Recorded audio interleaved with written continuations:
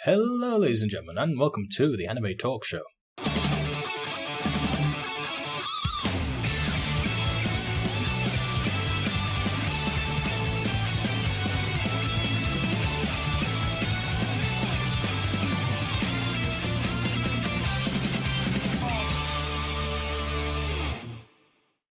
Hello, ladies and gentlemen, and welcome to another episode of the Anime Talk Show. I am Dion. And I'm Chris.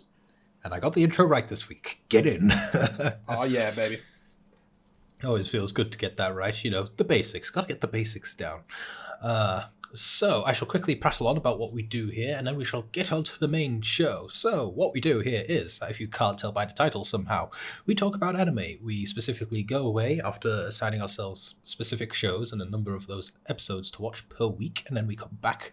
At the moment, we have currently been reviewing, for the last 6 weeks now, Toilet Bound Hanako-Kun, Darwin's Game, No Gun's Life, and ReZero the Director's Cut, all except ReZero have ended this week. So we should be wrapping those up, and then after the show, Chris and I will have to talk some more and decide what we're watching next, which I'm quite looking forward to.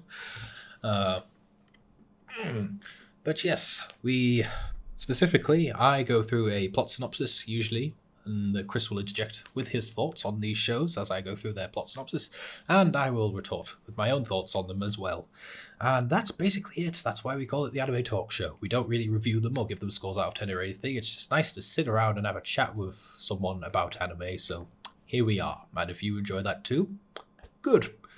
Hopefully you'll stick around for the whole thing, or at least just the shows you're interested in, because we spoil the shit out of them, so this is your spoiler warning now. Leave if you don't want them spoiled for you.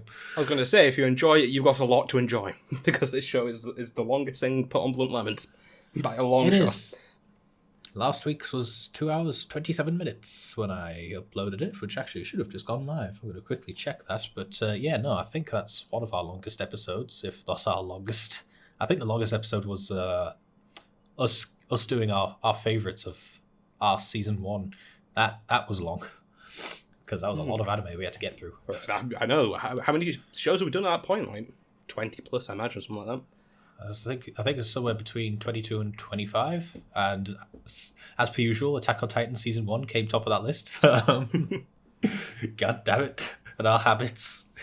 But no, yeah, so this is also, that serves kind of as your warning now. You're in for the long haul of this sort. So as I say every week, if you've got a job to do, if you're one of those people who can currently work during the quarantine, or if you have a chore or a run you want to go on, or a game which you've been stuck on for quite some time, load it up now and put us on in the background, because we're going to be here for a good 2 hours at least, if the last few weeks have been anything to go by.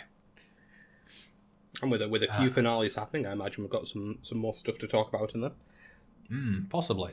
And then hopefully once we decide on a new batch of anime, because the new season's only been going on for like 2-3 weeks, we should be able to swiftly catch up to them, so that we'll basically half our required number of anime to watch per week. So hopefully then the show won't be as long, but I'm honestly not fussed about the length as long as we just talk about it properly.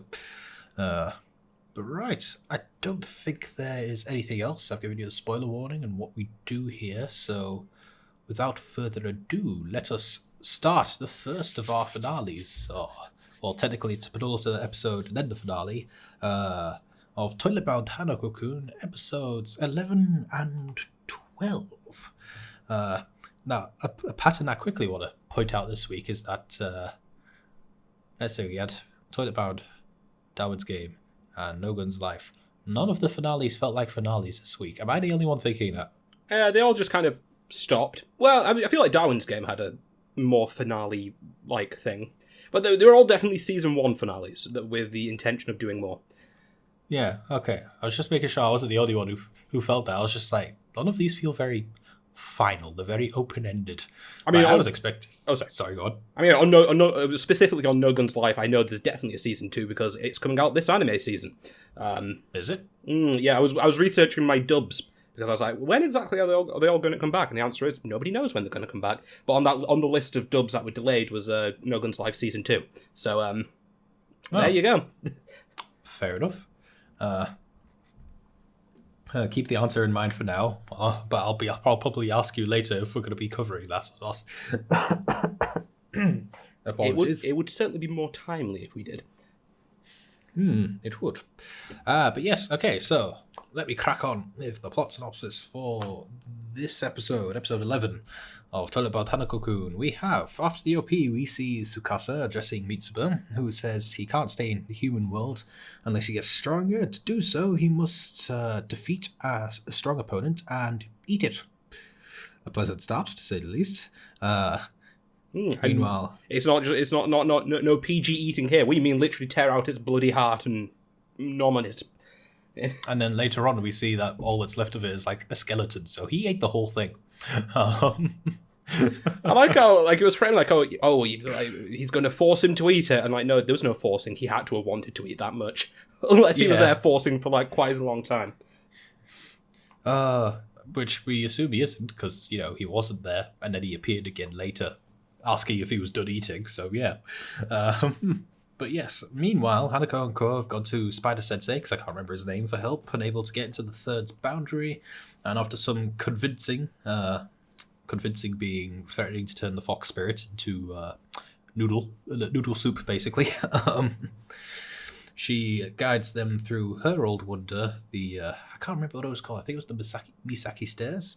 Yes, her boundary. Yes, her boundary to, basically, she controls, like, they say each of the wonders controls an element within the school. Spider Sensei's being the library, he keeps records, and somehow Fox Spirits is space, so she can basically teleport anywhere in the school from hers. Yeah, she was like the space between classrooms and whatnot. I mean, it's a neat enough idea. Yeah. No, I have nothing against it. It's just, it was just brought up now. I was like, oh, okay. Still learning new stuff. Yokai lore. I'm assuming. I don't know. Maybe this is show-specific lore. Maybe. Either way, yes, lore nonetheless. So yeah, they go through, and when we cut back to Yashiro, we see her try to stop Tsukasa from force-feeding Mitsuba the dead apparition, like Chris mentioned, but she's swiftly knocked out. I did like when he was about to knock her out. He was about to do it the normal way. He's like, wait, I'm supposed to be gentle with girls, and just boops her on the head. Just like, okay, fair enough. And shortly after, Ko and Hanako arrive and find her, but then Ko sees Mitsuba and naturally is a bit delighted, but also very confused.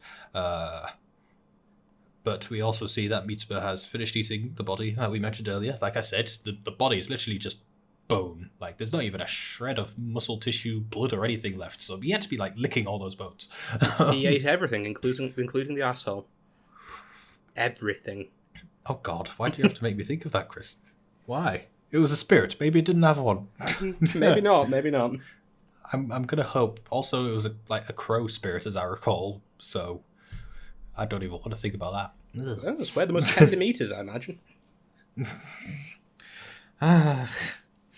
But okay, so yeah. So he's finished eating the body and seems to have partially transformed into the crow because his hands are like bird hands now. Really, I should say bird feet, but whatever.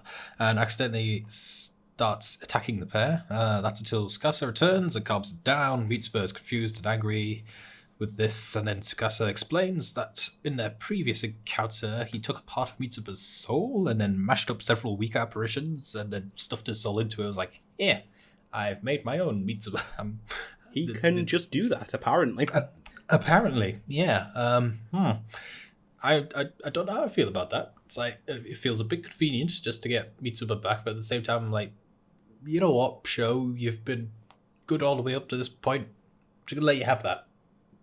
This is where suspension of disbelief comes in. It's convenient, but I'll allow it. The suspension, it's a show about ghosts and weird ghost stuff. My suspension of disbelief can survive this, and it does. But yeah, so that's a thing. Apparently, what did he say? He said something along the lines of like he took Mitsuba's reasoning, and that's the bit of his soul that was smashed into this. But I'm like, none of this is reasonable. This is just Mitsuba being Mitsuba. You got his whole soul. Yeah, you got everything. You didn't take an aspect. You got everything but his memories, apparently. So yeah, Ko at this point is pissed, and just as he starts threatening Tsukasa, they momentarily disappear, and Tsukasa officially makes Mitsuba the third wonder. Then Tsukasa tries to get him to fight Hanako, as Mitsuba wants to be human again. But Hanako says ghosts born in the realm of the dead, so basically just the way Mitsuba was made, are forbidden / can't become human. And initially Mitsuba tries to sneak off, because Mitsuba is still Mitsuba, and he's just like, I'm not fighting a guy with a knife, fuck off. Like, he's got supernatural tentacles flying out of his body and smashing people into arms. He's like, nah, kitchen knives, I ain't fucking with that. He's like, no, there's a crazy guy over there with a knife. Nah, fuck that. Well, I've lost my notes. Hang on.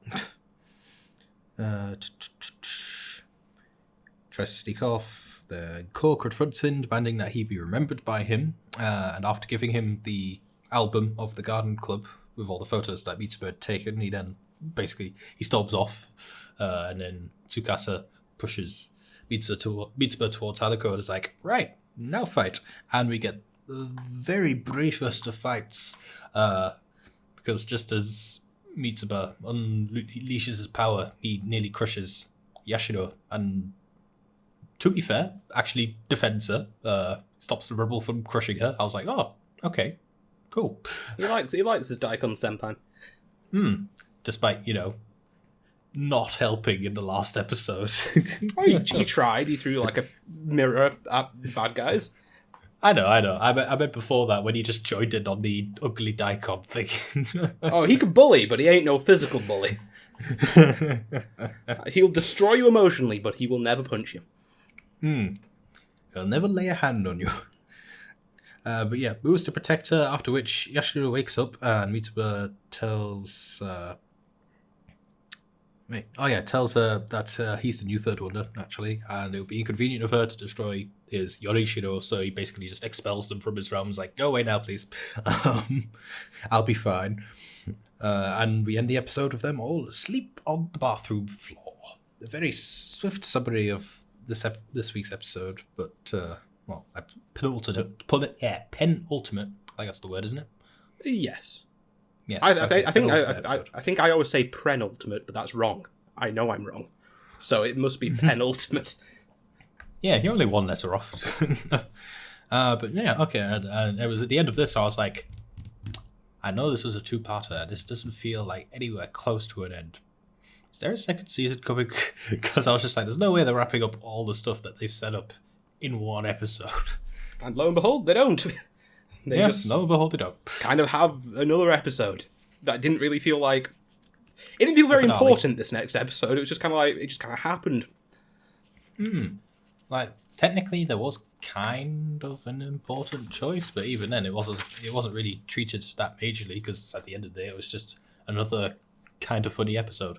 But no, I mean, I thoroughly enjoyed episode 11. It's the quality I've come to expect from this show. It didn't let me down. It was a fun little adventure, and then the Hell of Mirrors 2-parter was over. And I was like, oh, okay. We're gonna hope we get a second season. It was fine. I was kind of hoping something a bit more confrontational would happen, since evil Hanako, who I can't remember the name of right now, Tsukasa was there, and Hanako was there. I was expecting some sort of like confrontation. I really just want them to address, like, because I feel like Hanako should really be like facing this problem head on. Like, Tsukasa's kind of fucking with everything. Yeah. That was kind of my expectation as well with how we left off episode 10, because I was just like, right, okay, this guy is fucked with multiple aspects of your job and the people who work with you's lives. And he's just kind of a huge inconvenience. Can you, confront it? Instead of just freaking out every time you see him? Like, I feel like it's just one of those things, like, I feel like the character should be, like, attacking this. This should be the biggest problem in their lives. But it just kind of feels like every time Tsukasa pops up, he's just like, oh, well, I didn't expect that. For Christ's sake, 2 episodes ago, he stranded Yashiro in the space between space, or whatever it was called, I can't remember, where she was nowhere and everywhere. It's like, this guy's a huge inconvenience. Do something about him. You don't have to kill him again, surely, but surely there's something you could do. Like, I expected this episode to possibly be like, right, okay, we're on the second last episode. I imagine this thing's gonna start wrapping up. Maybe this is like Hanako's breaking point. Was like, right, fuck it, I need to deal with you. And the end of the episode is maybe him and our gang being like, right, okay, let's try and figure this shit out now so we can end it. No, instead he just does what he usually does, which is kind of deal with the problem. Actually, no, in this one he just gets kicked out, and he's like, okay, well, that's it. No, he doesn't do anything really. He arrives with Ko, they briefly fight Mitsuba, and then they all get expelled and are unconscious at the end of the episode. So really, they kind of did nothing. Yeah, I mean, I personally speaking, I didn't really like this episode that much. I mean, the next episode I found fun, but not inconsequential. So, I mean, just in general, Toilet Bound Hanako-Kun this week was certainly its weakest week. For me, at any rate. No, I mean, I'd have to agree, mainly because the way the show's being, I really wasn't expecting it to be like a 2-season show, because, I mean, technically they could end it off where they ended it off, but it's like, no, you've got a fair few things left to wrap up, so I assumed they were going to wrap it up all in one nice little season and just leave it at that. Maybe they'll do it in 2 seasons instead, but I don't know, I feel like this isn't a show that's going to be around multiple seasons, so, but I can't be too harsh on it for that. It's not like they misled us too much. They gave us mysteries, and some of them were introduced later than others, and now we'll just have to wait for a season 2. Yeah, it's not a show where I'm like, I've got like this burning like desire to see a season 2. Like, I can wait forever, indefinitely, really. But yeah, I don't know. I feel like I guess if there's 2 like 12 episode seasons, that's like 1 full season. I don't know. It depends how much story they've got to work with. That's the main thing that's like letting me give it leeway, because the other classic example, which I somehow always managed to get back to, would be Code Geass, where we watched it, and that was like a full 24 episode season, or was it 25, something like that. Anyway, it was a full ass normal length of a season for an anime. So when we got to the end of that and we had the ending we had, I was just like, what the fuck was that? And then everyone was like, oh, but it's 50 episodes. I'm like, what anime normally has 50 episode seasons? Fuck off, it's 24. It also didn't help that Code Geass was literally batshit insane by the end. Whereas with this, it's like, we've had 12 episodes. I could see another 12 episode season being a thing, because the show certainly seemed good enough. At least we've been enjoying it throughout. So I would happily wait for that, because 24 episodes in a season is usually what I would expect anyway. So it gets a little bit of a pass, but like Chris said, I'd probably say this is my most disappointing week, yes, as well. The rankings are going to be interesting when it comes to my list. But right, yeah, we kind of summed up our thoughts on the whole show without addressing episode 12, so let's do that. So, episode 12, we open this episode with, at Yashiro's home, rather, with her wondering about Mitsuba and worrying about Ko after he explained his situation with Mitsuba and what happened to them previously. And then in class the next day, I have a few questions about this episode. First of all, I just want to say, are those like school dorms that she's living in? Is this like just like a normal Japanese like school life thing where they all just live on campus at all times? It's basically all boarding school. Is that how it is in Japan? Sounds like hell to me. But anyway, sorry. Absolutely no clue. And I assumed that we were at like her home, and we just didn't see the rest of the house. So it was just her bedroom. But I don't know. Didn't it say her name on like the tag outside? That'd be her family name, I think. Oh, right. Which is a normal thing, at least in anime, to display outside your home. I thought it was her full name. Anyway, yes, I guess it could be the family home. The problem with anime is, and I always forget, is I can never tell what's a person's first name, what's a person's last name, because they normally address each other by their last name, but not only that, their last name they use as their first name, so it's very confusing. True. But yes, anyway, so sidetracking aside, in class the next day, yeah, I have several questions about this sequence, because we see Hanako come visit Yashiro, which surprises her naturally, so she freaks out, and I'm like, okay, class is gonna think you're weird, just a bit. And to be fair, we see Aoi behind her being like, she's talking to herself again. I feel like the teacher should have some issue here. It's like one of my pupils is having a mental breakdown in the middle of class. Multiple screaming episodes, at the very least. Never mind that. There's a bigger question for me as well, because during this sequence where basically Hanako is just like, I was worried about you too, Could you stop just thinking about Ko for a second? I was like, oh, he's maybe jealous. I don't know what's going on in Hanako's head, because it's Hanako. He messes around a lot. But anyway, as he's doing this, him and like little Yosei-sans are like combing her hair. Which, first of all, it's like, okay, you've established show that people are sitting behind her. What the fuck are they seeing is happening to her hair right now? Yeah, they're just kind of cut back and her hair is up in like a weird way. But like, how did it get there? How did it get there without anyone seeing? Especially because we have like a full few minutes of this. Like, we see them all combing her hair. Like, at first it looks just normal. So the people behind her should just be seeing her hair randomly just floating up and down. They should be freaking out too. And slowly forming this giant cone that they make. How did no one see that? Don't get me wrong, it was a funny gag. Especially with, at the end of it, he was just, Hanako shouting, it's like, Daikon transformation achieved. I was just like, it was funny. But people should be freaking out a lot more. Yeah, like an apparition, like ghostly shit is happening in this classroom. Also on the scene, like Hanako, weirdly touchy-feely, always has been. I feel like he was very touchy-feely in this one. He was like, I would agree with you actually. But I was like, Hanako, this is getting weird. Like, this is getting like, this has a weird energy to it as you're like rubbing up on this like young lady. Yeah, it doesn't help that we have this contrast with the fish that come along earlier / later when they're like, he mistreats you, he's creepy, and I'm like, to be honest, yeah, he's a bit creepy. Do you mean fish? Do you mean he's sexually harassing her? Because I think he might be. I think he might be doing that, fish. Oh, dear me. But earlier in the episode, I forgot, because I didn't write it down in my notes either, we like randomly cut to like two fish watching her, which is a bit weird, but it's like, okay, I'm just assuming they're spirits. Moving on. I like these two weird fish and the way they appear to her in like a little like ghostly puddle. It was on her desk. It was charmingly shit, if that makes sense.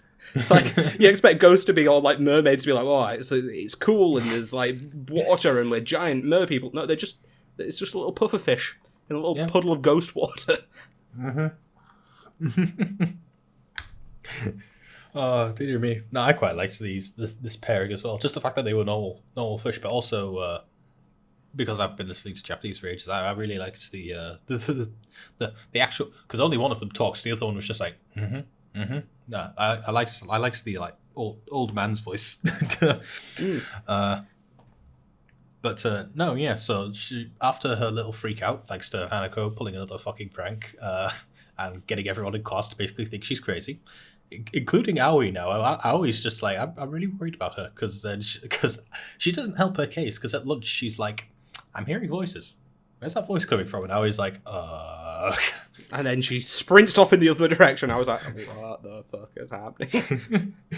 So I think I'd be sat there like, I need to call my friend a doctor. She needs mental help. Nurse, can you take a look at her? I also on the subject of Aoi, I liked that guy who was in the other episode doing his weird like profession of love, and she was like, Again. "That's 5 out of 100." And he was like, "Yes, I'm improving." It's like I felt bad for him, but at the same time, he just seemed so happy. So I was like, "Oh, okay, I'll let you have this." He was so happy to be rejected by his love. But it was slightly less of a rejection, Chris. That's the important part. He got 1 point more. Slowly, by the time he's 45 years old, he'll be at 100. Dear me. No, I did like that as well. I like the fact that they're keeping consistent gags, and they work when they bring them in because they don't overuse them. Not only that, I like Aoi. I don't know. It's like she's like weirdly charming. She's weirdly charming. She's the popular kid in class. Like she's friends with the least popular kid. I don't know. There's something about Aoi I like a lot. Yeah, she's just all around nice. Apart from when a demon's taken her form and is calling you Daikon. Ooh, ow. But no, yeah. So another good sequence, and then Yashiro freaks out after seeing the two fish just like emerge from her desk and start talking to her, so she sprints off, hides up a tree, and then they explain to her why they're there. And I was just like, all of this seems like bullshit. Like that mermaid like was not nice in the first episode. Everything you're saying, I feel like this is a trap. Literally, as soon as they were like, "Hey, you'll have lots of like princes and whatnot," I was like, "You'll be a fish, though." Like, you will be a fish. Like, there was no doubt in my mind as soon as I said that. I was like, Yashiro, get wise, learn not to trust the ghosts. Earlier. You saw the mermaid in the first episode. She just looked like a scary ass fish. She was a what big do you think you're gonna get? Fish. But yeah, no, so after flattering her for a bit and appealing to her sense of lack of popularity in the human world, they even like you're a loser. you're at the bottom of the pyramid, but when you're in our world, you'll be at the top of our pyramid. Yeah. And then she starts imagining a harem, and it's like, oh boy. But yeah, after appealing to her for a bit, they give her a vial of the mermaid's blood, being like, drink that or break your bond with Hanako, we'll be back tomorrow to get your answer. So she then like goes around asking well, the few people that she knows / is friends with, being like, should I, shouldn't I? And I'm like, is this really a choice? Please wise up. I also feel like all of her friends / spirit friends give really bad advice. They all give different answers as well, so it's just like, none of this is helpful to you, Yashiro. I like how like Spider-Man was basically just like, no experience needed, become a princess, do it. Like, okay. It's like, shouldn't you be like, this seems incredibly suspicious? At least that's what I thought the teacher would say. If anything, I thought it would be the fox spirit that's like, yeah, go for it. Yeah, I feel like he should be the one like, hey, think of what this means. We're tricksy spirits, and they're going to trick you. I mean, he did give some good advice at the end when he was just like, at the end of the day, it's your decision. We can't help you with it, so you're on your own with this. Which is like, yes, that's good advice. Now go back on what you said earlier. Give that advice, but also at the same time, state your opinion more clearly, good sir. Instead of being like, yeah, you should take the job, and then going, but, no, it's up to you. Do you know me? So, that happens. We see that Hanako was also there, that last one, listing in. And then afterwards, the next day, she turns them down, and one of them drags them in. I was like, here we go. I assume this is... But to be fair, they didn't actually do anything that bad. They just dragged her in and be like, here are your prospective husbands. She was at first horrified that she'd have to be a fish and live with fish, but like she drank the Kool-Aid real quick. Like she real fucking quick. Like literally, she flipped on a dime to be like, wait a second, you mean I'm pretty here? Yeah, sure, I'll drink the mermaid's blood. She was literally like a millimeter away from it until Hanako comes in with a fishing net. I love the way he just solves problems. It's always so simple. It's either just stab it, or in this case, just scoop her up in a fishing net. you come to expect from anime, but also like supernatural stuff to be like, it's going to be like a super wordy spell that you've got to say, or you've got to like work out all. No, it's like he was like even with the mermaid scale in the very first episode, it wasn't like he had to do like some counter. So it was like, okay, I'll just eat the other one, and then problem solved. It's common sense approach to ghost busting. Yeah, it's a very minimalistic, simplistic approach. It's just like barely any effort at all, because you've got Ko there, like who's like what we would expect from typical anime, you know, an exorcist from a family of exorcists who's got this magical staff that'll help him expel ghosts, and then there's Hanako, who just stabs things, eats things, and scoops them up in a net. Or when you're trapped in the space that is technically nowhere and everywhere at the same time, he just sends along a spirit with a radio and says, I'll look for you. You know, slowly but steadily. Make your own way out. I'll do the manual search. I do love how simple its solutions are. But no, yeah. Also, these fish, when they're trying to convince her, I like how the fish were like listing all the things that fish would find hot. They were like, you've got such a strong tail fin, and your gills, they're so perfectly proportioned, and the colour of your scales. I was like, damn, These fish are horny. They want to bone down with the Ashura. Oh, God. No, again, all in all, like, this episode, it was just another episode. It was a fun episode. It's just not what you would expect from a finale. A season finale, really. But no, yeah, so after all that, and he scoops her up in the net, he then does his usual thing of threatening people with his knife, and he's just like, I'm just going to turn you all into sushi if you don't fuck off right now. So they all retreat, and again, I like the old man who was like, damn it, he's very vexing. We'll be back! No. So then they vanish, and where am I in my notes? Hanako is initially a little peeved, because I do like how he knows her too well by now. He just turns and he's like, you like the idea of a harem, don't you? She was just like, sorry. But then Yashiro explains that she considered turning into apparition because she wants to be closer / get to know him better, and she thought that might help. And then he just, kind of casually, well, I say casually, he kind of mumbles it. He's just like, I did have a little brother, and I killed him. Do you still want to know about me? I was just like, oh, okay, thank you for the confirmation. Yes. I mean, it was already assumed information at the very least. It was, but we didn't know. We were like, he either killed his little brother, or because remember at least my initial theory was like suicide as well. It's like there were a few we could have gone with, but true. No, yeah. So he 100% confirms it, and yeah, she's naturally Yashiro's like, well, yes, I still want to know more about you. So she promises to remain his assistant, and that he'll tell her when she's ready, and then we end on a reasonably happy note, with Ko vowing to get stronger and rescue Mitsuba, his brother supporting him from the background. I did like how another thing from episode 1 came back around. He looks down and sees little Yosei-san carrying the summer vegetables. He's like, huh? I recognize those. And we see the schoolroom is all normal.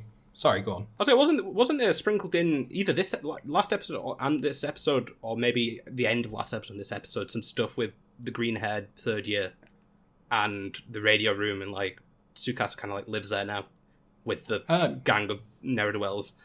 Yeah, no, I was about to bring that up. The only reason I haven't yet is because they're like very minor bits. They're like less than a minute and aren't very long. So, but yeah, no, I was about to say, and we still don't know really what Tsukasa, Sakura, and Natsuhiko, and now Mitsuba are up to, because as Chris mentioned in the last 2 episodes, well, not the last 2 episodes, because last episode we were dealing with Mitsuba. This episode kind of just sprinkled in.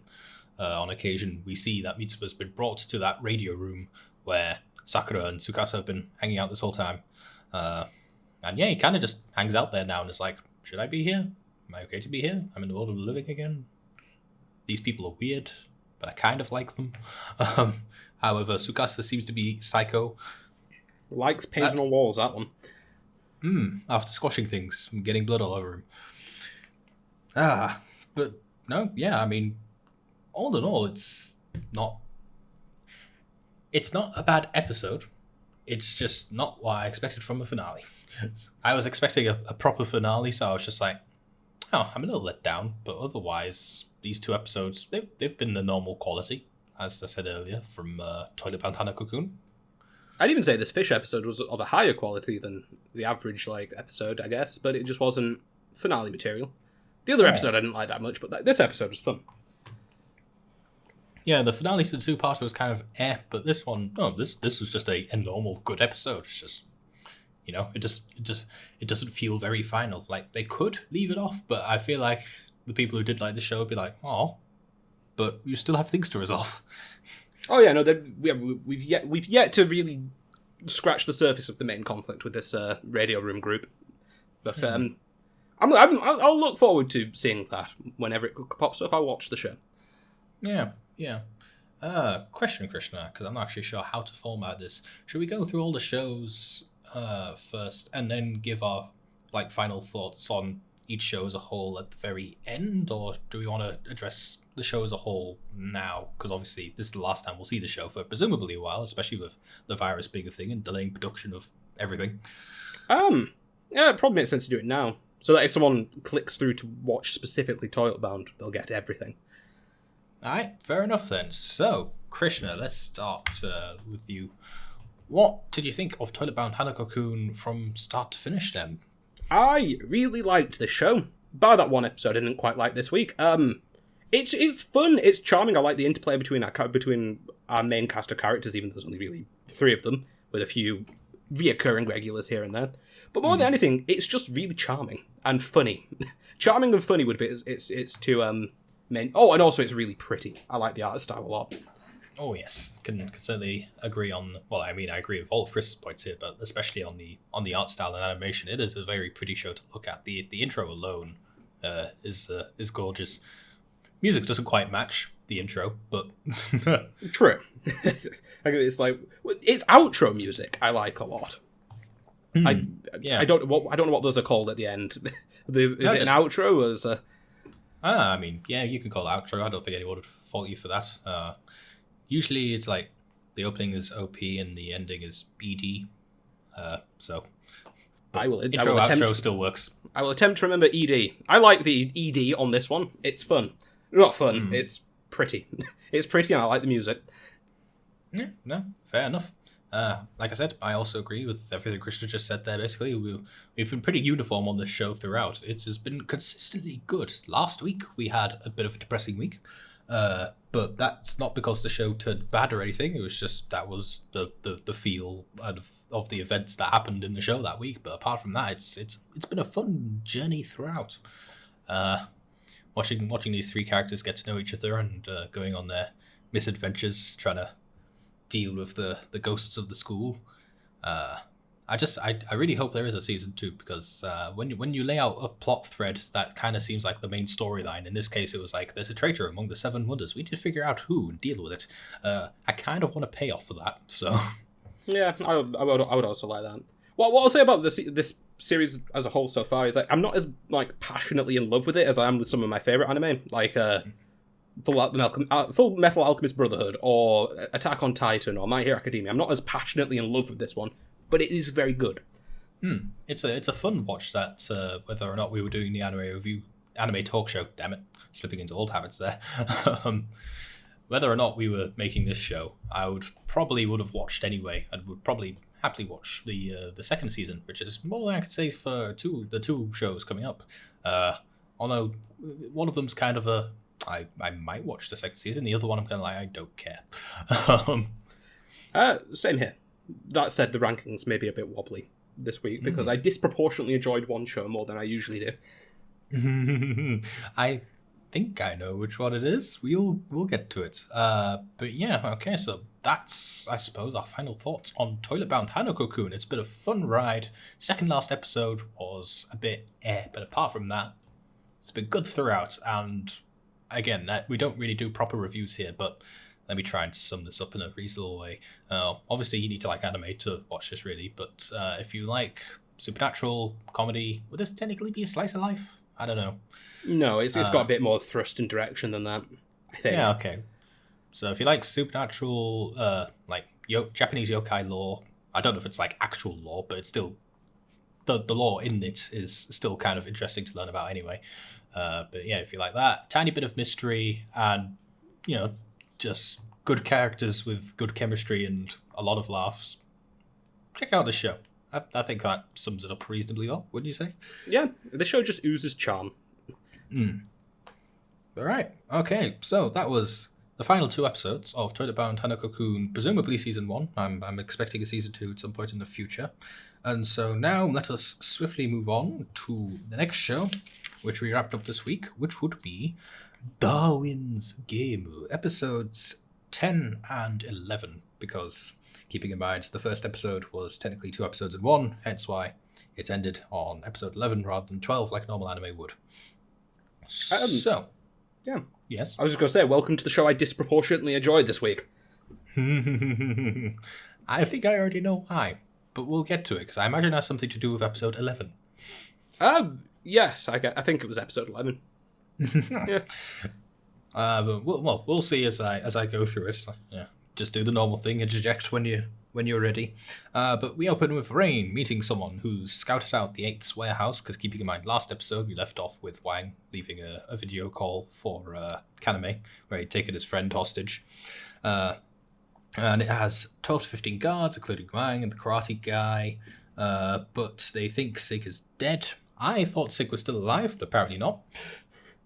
I'm not gonna lie, karate guy and Sig, I couldn't tell you which was which from our first encounter with them.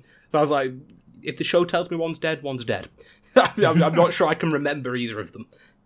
Fair. I remember Sig. I mean, his name's easy enough, and his power was kind of cool, just engulfing himself in flame. But no, I didn't. Until this episode, I didn't know what Karate Guy's name was. But yeah, no. And then the scout doesn't want points as payments. This time she instead asked for a favor and asked to be brought into the Sunset Ravens. That never gets brought up again, really. Saying a weakened 8th shouldn't be a match for them. And whilst she's hesitant, Rain says she'll pass on the request to Kaname. At this point in time, I was a bit suspicious of this, because I was like, are they really that weak? I don't feel like our heroes did that much of a number on them. And then they cut to what's his face, the florist, like collapsing the building, and I'm like, oh, okay. So I assume like most of them were killed in that then. I mean, there was that elevator section where he came out down and just murked half the people that were had been brought to kill him. True, but there still seemed to be like a shit ton of 8th at Shibuya Station later on, so I just assumed their clan was just like they'd got rid of some expendables at the hotel, but no, apparently not. Apparently they'd dealt a huge blow to the 8th clan, which I'm willing-ish to believe it's fine. It's fine. I mean, also in that train station fight, I'm fairly sure Shuka killed like a load of them. That is a good point. I keep forgetting that Shuka, Ice Lady. I keep forgetting that pretty much everyone but Kaname up until this point was just like, yeah, we're killing people, and Kaname didn't really seem to have a problem with it. I don't think we ever saw Kaname being like, stop shooting people. Yeah, his moral's very loose, to be honest. He's like, I won't kill anyone, people. But my friends here will kill all of you. It's like you're a bit of a... I don't know if hypocrite's the right word, but yeah, no. You need to work on that. And he does work on that next episode, but we'll get to that. So yeah, after the OP, we see Kaname punching a wall, naturally pissed that his friend's been abducted, and after settling down, we get a brief overview of the location and how they figured that out. And then we get our current situation. So basically we have the Sunset Ravens minus Liu, who doesn't make an appearance next episode as well. I was surprised, actually. They brought her in last episode, and then they got rid of her. I was like, oh, okay. It did. I was asking in my head what was even the point in having her join the clan. She would have been much cooler as like an occasional ally, occasional threat. Like I would much prefer that version of the character rather than like permanent member. Though I guess she does live in China, so true. And I guess what you just said there's what they're actually doing is just now she's technically also a part member of the clan. No, it's weird, but yeah, no, she doesn't make an appearance again, which is a bit of a shame. I was actually looking forward to seeing her interact with Wang, maybe. Yeah, I'm happy she wasn't there, just because I like seeing Shuka fight more than her, and I feel like if she was there, she'd just stab people with her invisible blaze of death and destiny from the sky, and then win every fight. Yeah, fair. But yeah, no. So that's the situation. Plus some reinforcements from the boxing club, and then at the warehouse, we see that for some reason. They never actually explain why, because when we first saw them, basically there's police surrounding the warehouse where Wang's holding the hostage, and they're like, how the fuck are the police here? And I was thinking, did the Sunset Ravens call them to be like a diversion? Because if they did, that's a pretty dick move, because they know those police are going to get killed. But then the Sunset Ravens arrive, and they're like, why the fuck are the police here? So it's like, oh, okay, the police just happen to be here. Yeah, I know we say it almost every week, but how the fuck does no one know about this game? These police officers aren't playing Darwin's game. They've turned up here to make like a drug bust or something, and they get massacred. Yeah, absolutely massacred. How are there not official investigations going into this? With the generous reporter's report that I gave last week to elaborate on the Shibuya bombing, I was like, they could possibly get away with explaining away the events that happened in the middle of the city. Fine. But this? How would they explain that away? These police are being chopped up by people with literal superpowers. Like, Hell. one guy walks out and punches a guy's head off his shoulders, like, in, like, 100 meters into the ocean. First of all, the police aren't like, what the fuck's happening? But, like, surely, like, the police on the ground aren't the only ones who know about the operation. There'll be police in headquarters, there'll be people on radios, there'll be helicopters, there'll be all sorts watching this operation, and a man's head just got punched off, and another man teleports. Never mind that, they also seem to know who they are as well, which is like, okay, so maybe they just think they're like a regular street gang? That's all. They have to be aware of Darwin's game, because he's like, hey, you're Keiichi of the 8th clan. Get down on the floor and surrender. I'm like, oh, okay. So you know about this clan. So, yeah, no, it raises many, many questions, which Darwin's game naturally doesn't really answer. It stretches the bounds of what I believe this app can make people forget. Like, there will be recorded evidence on these police's cameras or something somewhere. And also, like, what are you going to make them forget? Like, what... 55 police officers were massacred in the harbour today. Are you just going to make all their families forget that they had family members? We're just going to hand wave this away. How did they die? I can believe a terrorist bombing and terrorists explaining the huge destruction that happened in Shibuya, but how do you explain this? just give up. Also, at the end of like the season, like there's like war on the streets when it's not even an event. I'm like, just give up and just have people know about the game. Just give up even trying to like pretend it's secret.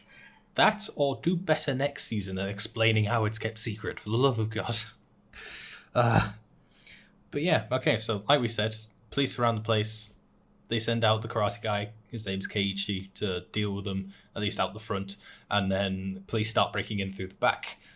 So the rest of the clan goes to deal with them, and Wang orders the hostage's execution, because he's just like, we don't actually need him, we'll just gain any hostage, as long as we make Kaname feel responsible for it. Which is, kind of fair enough, because, I mean, I would feel responsible. It's a fair enough assumption. Like, they didn't get the reaction out of Kaname they wanted for that schoolboy. So, like, maybe he's not friends with them. I guess anyone will do. But no, yeah. And then the Sunset Ravens are like, right, okay, well, I guess we'll just coordinate our operation with the police's, which I'm just kind of like, dick move. You know those policemen are going to die. They have families too, Kaname. Loosey-goosey with your morals there, boy. Mm-hmm. So, yeah, they do that. Keiichi starts killing from sorry, just trying to catch up on my notes again.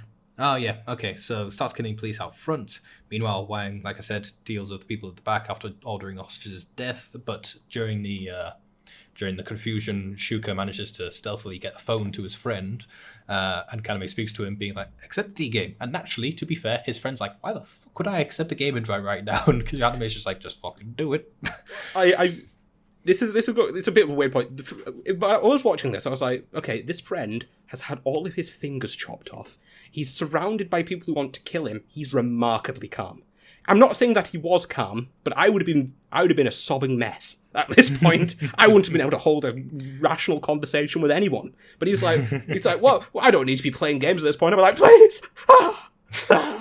I'd just be crying in the corner. Okay. If I heard that was my friend's, if I heard that voice and knowing it's my friend's, I'd just be like, okay, you know what? You think this is going to help me for some reason? I'm just going to do it. I'm not going to question this. I would think in my head, probably, if I could have a coherent thought at that point in time, which I probably wouldn't after having my fingers cut off, that this is weird, but I'd still just be doing it. I would not be questioning it. Which, like, through the whole thing, he had remarkably calm and coherent. Like, he was lying there, he's like, how do I get out of this? Oh, the cops are here. Oh, the cops will do. I'm like, thought would have escaped my brain at this point. There would be no thoughts left. Just blind panic and fear. Basically, well done, dude, who, spoilers, only survives this episode, if that, until the end of this episode, rather. You were remarkably calm, given your situation. You are braver than Chris and I, apparently. It's a minor point, because it doesn't really affect anything, and it's a TV show, whatever. But I'm like, if I was in that situation, I'd have been a mess. So he accepts the game invite, and then the guy comes to execute him. He's like, hey, how'd you get out of your restraints? And we see that the Kaname's friend has a reasonably powerful what they call it? Sigil. A quirk. I'm calling it a quirk. Yeah, it's a sigil, but quirk. Telekinesis. basically. And to be fair, it looks pretty powerful with what he does with it, and he even like stops bullets with it and stuff. So it's like pretty good. It was at this point I was like, oh cool, got a new member of the Sunset Ravens. Oh, that's what I was thinking. I was like, okay, cool. So he now just has to like hold out / possibly just GTFO until Kaname and the gang come along and deal with it, because I assume that was Kaname's plan. But then we come back to Kaname, and Shuka's like, we were supposed to use the call, basically because he accidentally hung up whilst listening to Kaname. He was supposed to do like an assist call so that he'd be teleported to them, but that plan fails, so he just has to kind of hold out until the gang arrive. Which, given the power set he was given, was like, he has a chance. Then Wang comes along, and I'm like, does he have a chance? Telekinesis versus teleportation. Can he do it? What did you think at that point in time? I was like, well, you see, I was going on the assumption that he was going to join them, and I was like, oh, he's got powerful new power, and Wang seems a little bit perturbed by it. So I get he might hold out long enough. I didn't expect what happened to him to happen to him, but yeah, I just plain wasn't certain. I was actually just sat there like, maybe he'll make it. Would the show kill him off after giving him such cool power?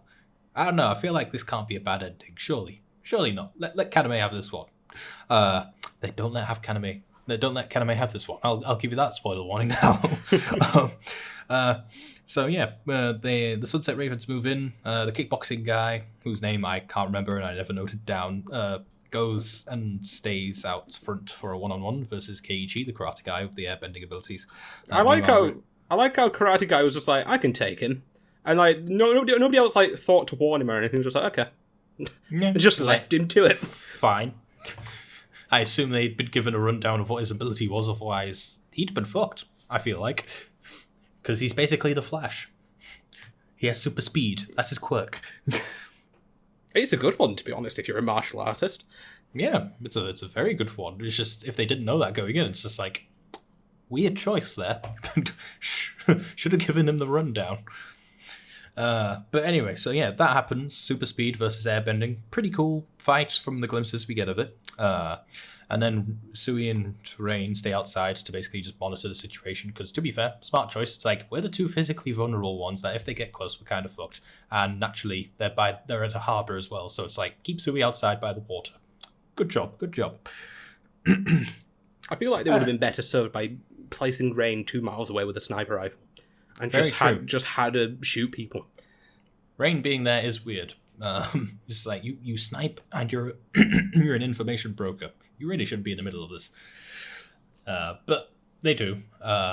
So yeah, we cut away from them after dealing with some people outside by freezing them, naturally. And then we cut to Ryuji and Kaname searching the warehouse.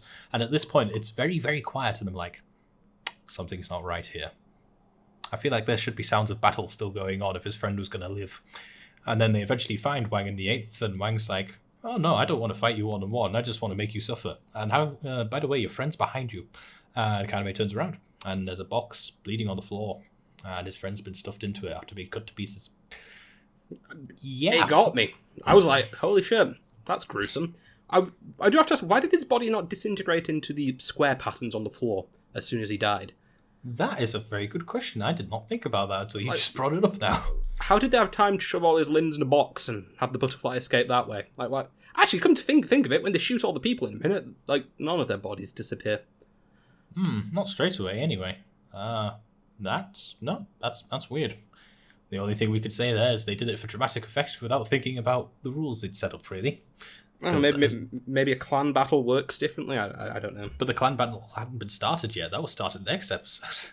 True. And plus, his friend wasn't even a part of a clan, so his body should have vanished by all means. No, yeah, that's a weird one. They must have just forgotten that detail. So slight error there, but it doesn't really affect anything. So there's always the chance that his friend was alive until the moment that butterfly escaped that box, just in like unimaginable horrific pain, just shoved into a cardboard box without limbs. Oh, don't make me think of that. I felt bad enough for Kaname at this point, because to be fair, I did legitimately feel bad for Kaname, because he sees this and he like holds his friend's hand and then starts screaming, and then Wang does like a normal kind of over the top villain thing where he's just like, haha, your friend's death is on your head and blah blah blah, and basically just trying to make Kaname feel guilty as shit. And to be fair, it works, because then the episode ends and I'm like, oh, okay, so what's gonna happen next episode? Then we get the after credits where we see Kaname sat there silent, and then Wang's like, oh, well, that's disappointing. Shoot them. And then he goes to walk off, and as one of them goes to shoot him, one of them gets a bullet in the face, and we see Kaname shot, and we're like, oh. Finally. Next episode's going to be fun. Finally, we can murder indiscriminately. Finally, my desire for bloodlust will be sated. I had two thoughts at this point in time. I was like, next episode's going to be fun. The second thought was, Chris is really going to like next episode, isn't he? Finally, some people are getting shot. We don't have to go do some like dance. We're just shooting people. Like I literally when that bullet went through his head, I laughed. I couldn't help it. There's another point in the next episode where Kaname like materializes like a katana and chops a man's head off, and I was like, yep. This is not Kaname, but boy, am I enjoying this. Yeah. They do a complete fucking 180 on what his character's been up to this point, or as is revealed at the end of the episode, it's more like a 170, but in this instance, it's definitely a bit of a 180.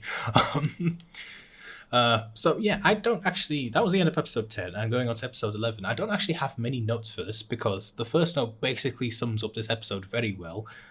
This episode could be summed up as a drawn-out slaughtering of the 8th clan with some highlights, and I'm going to present those highlights to you, because the reason I didn't really make any notes was it was just kind of fun just to watch this senseless slaughter of the 8th clan.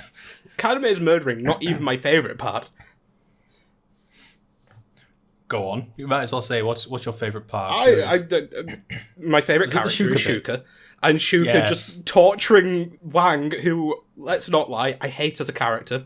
And just watching Shuka just slowly remove his limbs, one by one. I was like, yes, you go. Without even knowing how she's doing it. Right, okay, we'll get to that. I guess we'll address that now. Because, like I said, it's a long drawn-out slaughtering of the 8th clan, but it's not boring, because it's actually quite interesting to watch. At least when we cut to the people that aren't Shuka and not Shuka, Ryuji and Kaname, because naturally they're just shooting people, but even then it's kind of fun just seeing Kaname deadpan-faced shooting and slicing people's heads off. What I like about the 8th clan, as they're fighting him, they're like, he's not even that fast, or that scary, and his power's not that bad, he's just a little bit faster than us, and as a result we're being slaughtered. We're being wholesale slaughtered. They kind of just accept that he's pretty much perfectly average in every way, but he's just a bit pissed off now. No, there is something very satisfying about just watching him kill everyone. It's like, we're no longer handicapped.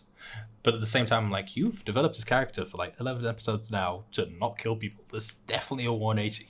But it's definitely 180, but 180 that makes me enjoy the show more. I like clever plans, but you know what I like more? Clever plans with murder involved. And now we can murder people. Also, to be fair, of all the things to make him do a complete 180 on his character, his final friend from school dying at the hands of pricks, you know what? I can accept that breaking a man and just going, you know what? Fuck it. Kill him. Like, if I had been Kaname up to that point and I had his same morals, I probably would have snapped at that point as well if I had 3 friends from school and all of them were dead now. I mean, I'd have just been killing people from the off, so I can't really empathise with him, but... I probably would have as well, but if I'd somehow resisted... I'm happy he snapped, and I'm happy he snapped in such a...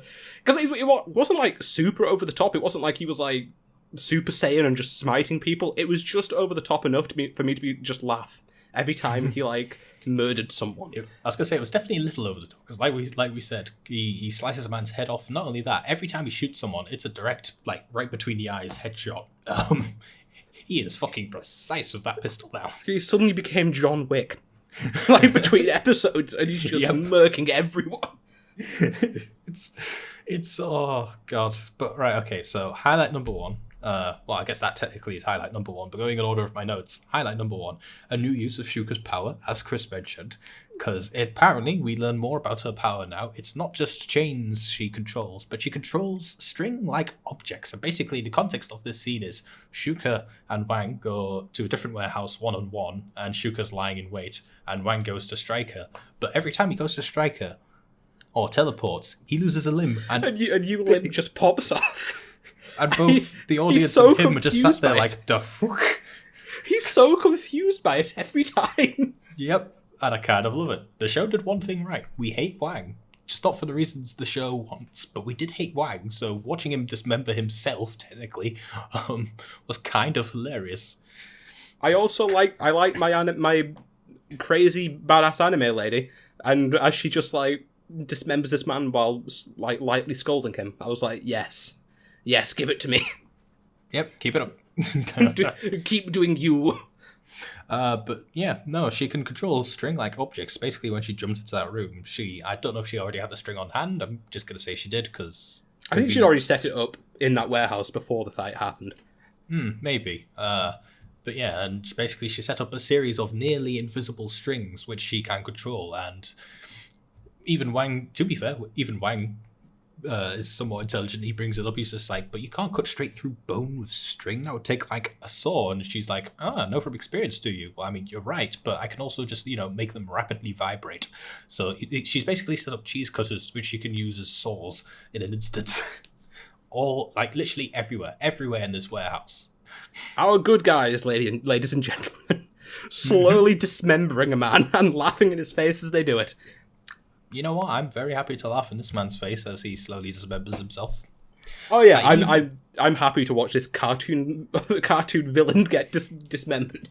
He even like pulls out his the ace up his sleeve. He then reveals that he can use his teleportation thing like once to instantly swap places with a person, which I'm like, oh, okay, cool use of his power. And I'm like, how will Shuka get out of that one? And I'm like, to be fair, the show answers that immediately. He swaps places with her, and she's just like, you realize I control the strings, right? I can just move them. So I like how this character Wang is. I mean, maybe the showrunners realized how weak of a character he was. It's like, they did all this build-up for him, he's so clever, so powerful, and then in this episode, they just took all that away instantly. He turns into a little bitch. He's a little bitch who can't take any of our people on. It's fantastic. And I love it for that. Yeah. No, of all the directions they could have gone.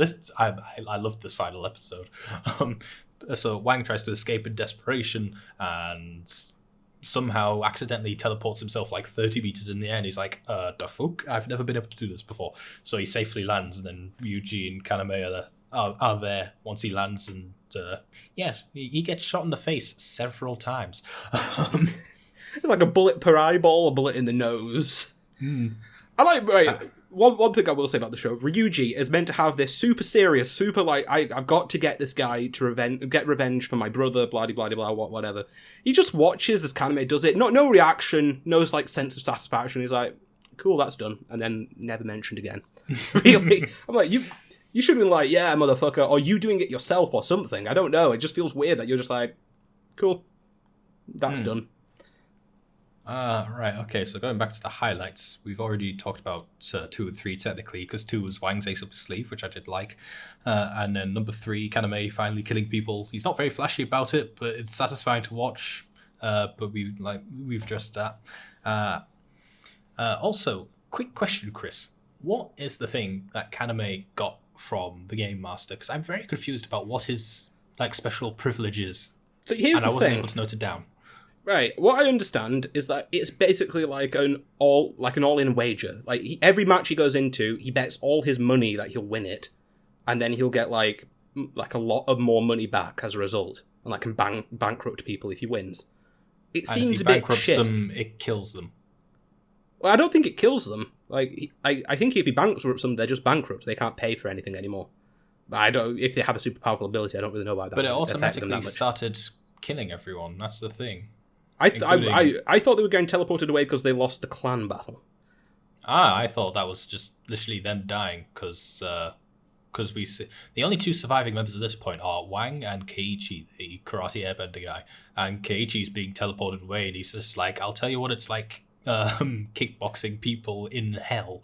So I assumed he was dying, but I thought it was because they won the clan battle, but I could be wrong. I'm pretty sure it was them dying only because the other key detail is when they were teleported last time, when they won the event, it doesn't leave those imprints on the floor. And it did for both of them. And Keiichi was perfectly fine before he was teleported away. He was about to win.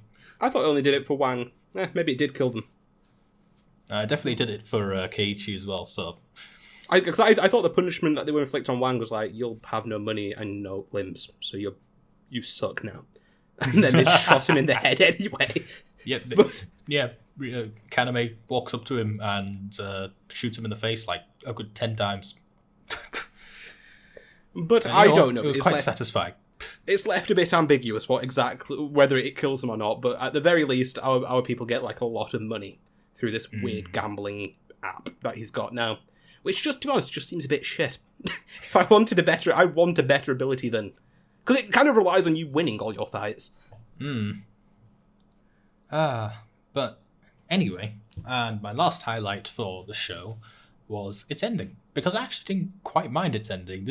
Out of the two shows I was talking about earlier, this is the one where I'd be like, I'd possibly watch season 2 because I kind of like where this is going. So at the end, he didn't do a complete 180. It's more like a 170. I've put maybe a 175. He's happy to kill people now, but only if it's necessary. I say in inverted commas. And the Sunset Ravens have now secured all of Wang's former territory. So that was the whole of Shibuya, and it's like, this is a no D-game zone. Anyone caught using D-game here, we will kill. And I'm like, okay, I kind of like that concept. I like how it's like, no unnecessary killing, and he's like even joking about it with Shuka. He's like, did you not unnecessarily kill? Did you like leave someone alive? She's like, did you at least leave one? Yeah, I left one alive. Okay, I killed everybody else. I left one. I'm not completely crazy. Okay. Yeah. But no, yeah, the end of the episode is basically all the members of the Sunset Ravens. To be fair, some still not killing, like Rain. She was just like sniping at people and shooting weapons out of their hands, but she wasn't killing them. But then obviously we have Shuka, who's just like kill, kill, kill. And I think you're alive. I like the little thing with Sui as well, where she turns around and is like, "You are still alive, right?" They're like, "We're alive for now," as they're freezing to death, frozen in ice. Yeah, they won't be alive for much longer. Not if you leave them like that, no. But no, yeah, and then Kaname leaves one guy alive as well, and he's just like, "Yeah, no, this is a no D-game zone from now on. D-game is banned in Shibuya. If we catch anyone fighting in D-game in our territory, we will kill you. If you see the symbol, you know you're in our territory," which, to be fair, the look of their symbol, not too bad. They have a uniform now. They all now just have the same clothing, but are all dressed in black. And that's where it leaves off. And I'm kind of like, I like the premise. If season 2 could be written better, I would happily watch it. Like, this is the ultimate end on a high note sort of thing. Like, if you ended on the episode just before this one, I'm like, I don't feel like watching season 2. It's dull and boring, and the show doesn't have that much going in the way of action. And then this episode happened, and I was like, yeah, let's go. No, this is a good week. Well, I say a good week. This is a good finale for this show. Considering that this show, throughout our viewing it, we can talk about the overall show now, has been basically meh with a slight up, because we've kind of liked the concept, but there's been some silly things that we've not quite been able to get into, / some of the explanations are just bullshit, and some of the scenarios surrounding Kaname have been bullshit, but then they just kind of, it's almost like at the end of the show they were like, at the end of this point in the manga, again, I don't know what the source material for this is, if it's original or not, but yeah, they've kind of just like, Kaname doesn't seem very practical / he's reasonably likable, but you know, fuck it, let's just 180 his character for a bit, see how it goes. And the show is so much better for his murder. Yes, it is. But no, they left off on a good little I won't say cliffhanger, because they could technically just end the show there and it'd be like, yeah, okay. But if they do a season 2, then I would happily watch it. But yeah, so thoughts on the show overall then, Chris? you nailed it. It was met with a positive spin until this very last episode, where I was like, yes. Give me more of this murdering psychopath gang as they, like chop limbs off and do all sorts of crazy shit. It's nowhere close to being anywhere. It's kind of like talking about Hanako-Kun, but to like a much lesser degree. It's nowhere close to being one of my favourite animes, but this last episode did sell me a lot more on watching more of this show in the future. No, yeah, completely agree. Right, okay, then. Well, I don't think there's too much more to say on Darwin's game, really. Apart from there was technically a tiny bit of a cliffhanger, because we see like a call between the game master and like some guy in a church, and the game master's like, hey, I need you to avoid Kaname for a bit. I'm like, okay, weak season 2 bait, but you know what? You got strong season 2 bait with what you just left off with anyway, so... I don't really care about the Game Master or anything. I just want to see the Sunset Ravens kill people for the most part. I'm very curious if we get a season 2, what it'll be like with them trying to enforce a ban on D game in an area, because I kind of like that idea, especially considering like D game's like a worldwide thing as well. So I'm like, I wonder if like the developers will interfere with this in any way or what, or if they're just gonna let it happen and watch. How many people are gonna follow it? But I also imagine they'd have to do some excursions into D game territory to go get that like money or something. Like, hey, we're enforcing a ban here, but every now and again we'll raid like Jimbochu or something like that to to kill some D game players so we can make some money. Maybe. I don't know what the in game rate. It depends on the in game rate of currency, because obviously they won all of they won all of 8th Clan's money, which gave them I think they said 180 million yen. I can't remember the exchange rate. It's like 150 yen to a pound, I think. So that's a million, just a little over a million, I think. $1 million. Well, I don't know. I'd have to Google it. I'm very bad at mental maths. Something like that. Anyway, so they've got a fair amount of money, but yeah, it depends on what they're spending on, what their output is. But anyway, that's getting into too much details, which this show's definitely not going to give us anyway. The show leaves us off on, they have a lot of money now. They own this territory. Yeah, that's not a question the show cares to answer, and fair enough. Like that's me being nitpicky, to be honest. Like, well, yeah, sure, the show we have cool fights, but how do they pay their electricity bills? Nobody cares, Chris. Nobody cares. But to be fair, I imagine they'll probably just be drawn into fights from on occasion from now on. They might possibly get money from killing the people who break their rules in their territory. Don't know. I don't know how that's going to work, but I'm curious to see nonetheless. But no, this show did certainly end on a high note. Well done, show. We thought you were meh throughout, but this last episode, you actually encouraged us. If you get a season 2, I'll watch it. Because before this point, I was not planning on watching a season 2 of you. I'm also in for a season 2. Alright. So, with episodes 10 and 11 of Darwin's Game out of the way, we can now move on to the final 2 episodes of the that other show that's mostly been meh with a slight negative. And we can get this one out the way so we can get to ReZero. We tend to go through the show a bit quicker anyway. We do. So, No Gun's Life, episodes 11 and 12. We open where we left off with Juzo coming home to find the woman whose name is Pepper and the gunhead whose name is Seven waiting for him. The gunhead ambushes Juzo and pushes through his hand, and then after a little discussion, Pepper says that she's there because she wants to challenge / take down Juzo and his owner, as we find that she has a special cybernetic implant. It's like basically she's what they call a hands, which is you need a hands unit to work with a gunhead unit like Juzo for it to actually function properly, which I find weird considering. Actually, no, I suppose they mean to activate the war function, because I was like, you don't need that hand to pull the trigger. We saw Tetsuro do it before, but yeah, but yeah, so it's specifically to activate the robot voice that makes them kill people. Which, to be fair, still kind of cool. It was nice to see another gun unit doing it, but we didn't exactly get much of a fight out of that because the guy they do it. Juzo doesn't really fight back because he's just like, nah, I'm not fulfilling this request. He loses his left arm, and Pepper goes to engage him herself, but just as she does that, Tetsuro appears and Seven stops because actually Tetsuro uses Harmony on him, but then Tetsuro faints because his subbrain is red ringed, which I still find kind of funny. Just makes me think of Xbox 360. And after the building's owner / several neighbors start noticing the ruckus and seeing Tetsuro there with Harmony, Pepper and Seven back off, saying it would be bad to lay their hands on him now. So she does a weird thing. She licks Juzo and calls dibs, and then fucks off. And it was gross. Yes, it was. That was some very.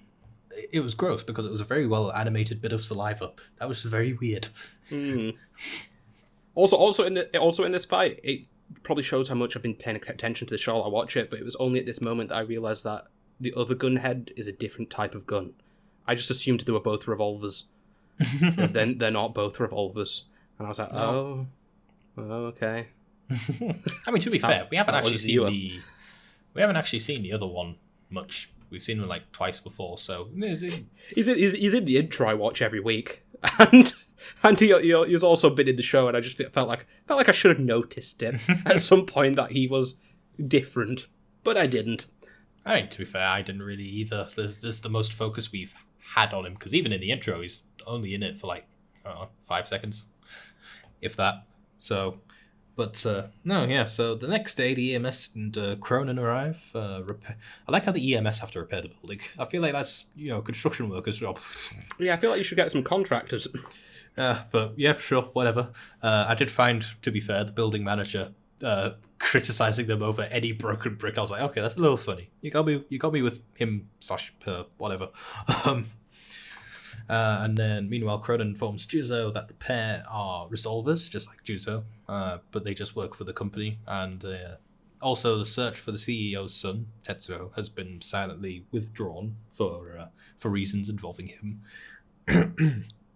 And then we see a flashback of a man driving a military vehicle through a war-torn area. We never see his face, but he describes the area to someone and starts crying and saying that's something about it wasn't his fault, it's mine for treating you like a person and not a tool. And then it cuts to like the back of the vehicle where we see presumably Juzo chained up, which I was like, oh, okay, random flashback. Yeah, I'm sure that'll be elucidated more in season 2. Yay. Juzo then wakes up with Tetsuro asking if he's okay, and we get sort of a nice moment between the two.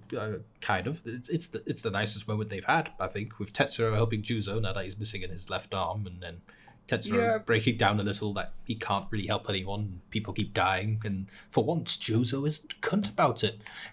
I was really hoping this would be the moment where Juzo would be like, hey, be my hands. Well, not really a hand. Be my partner. Pull my trigger every now and again. But no, the status quo is maintained, really.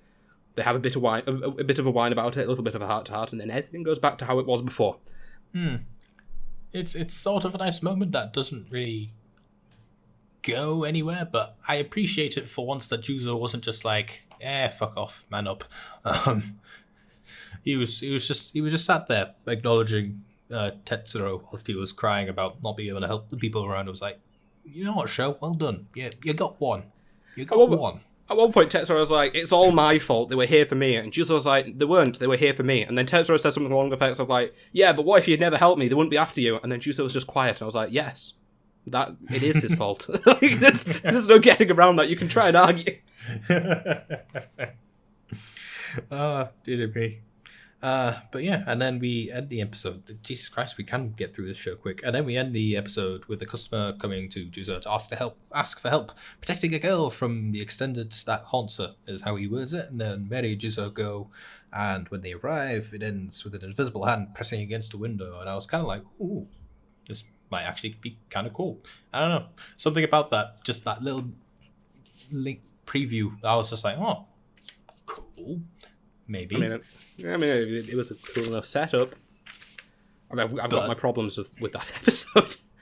Well, we're going to get straight into it anyway, because we'll address our thoughts on these at the end. So yeah, episode 12, the finale to season 1 of No Gun's life. We open in a flashback of someone called Rosa McMahon, keeping in mind that they've just gone to the McMahon mansion. So I think it's McMahon. Yeah, MAHAN is how it's spelled. I'm fairly sure they say McMahon in the dub, but But yeah, an ordinary girl at uni. I don't know. Maybe it's just because I don't like the show that much, but because the way when they were describing it, it's just like she was. It was from her perspective. She was just like, I was just a normal girl in higher education. I'm just like, just say uni, you pretentious prick. Who says higher education? I think. Oh, sorry. Sorry, I was just gonna say. I think that's just more me being annoyed at having to watch this show. But go on. I mean, I was watching it, and I was like, because I was watching this, and it was like in a flashback. So I was like, oh, maybe this is the backstory of the ghost we're hunting down. Because I was watching, I was like, why is everybody dressed like it's like the 1840s or something like that? Everybody's wearing like corsets and like down to the ankle dresses and all that. I'm like, Mary doesn't wear stuff like that. She wears short skirts and like a puffer jacket. Shorts and a puffer jacket, yeah. And I was like, oh, this must be the past. This must be the ghost's history or something. And I was like, no, this was 2 days ago. This was 2 days ago. These people dressed like the 18th century aristocrats for some reason. Keeping in mind that I'm not saying this explains it, I'm just explaining the setup for the viewers. This is also like in the country. This is out of the city. At least that's what it looks like. And it's in a mansion on its own. And they're all dressed like fancy country folk. And basically that area seems to be just made up of people who are non-extended, like completely 100%. Because in the flashback they're like gossiping about extended and how they can't understand them and shit. And I don't know. I think these kind of people just also naturally annoy me because it's just like if I live in a world of cyborgs, first of all, I'm not going to be like I don't understand cyborgs. They're weird people. It's like come on, it's just another strange form of racism. It's like saying I don't understand black people. You're going to have to cut here because I'm going to be back in a minute or two. Oh, okay, that's fine. I'll just keep explaining for now. No problem.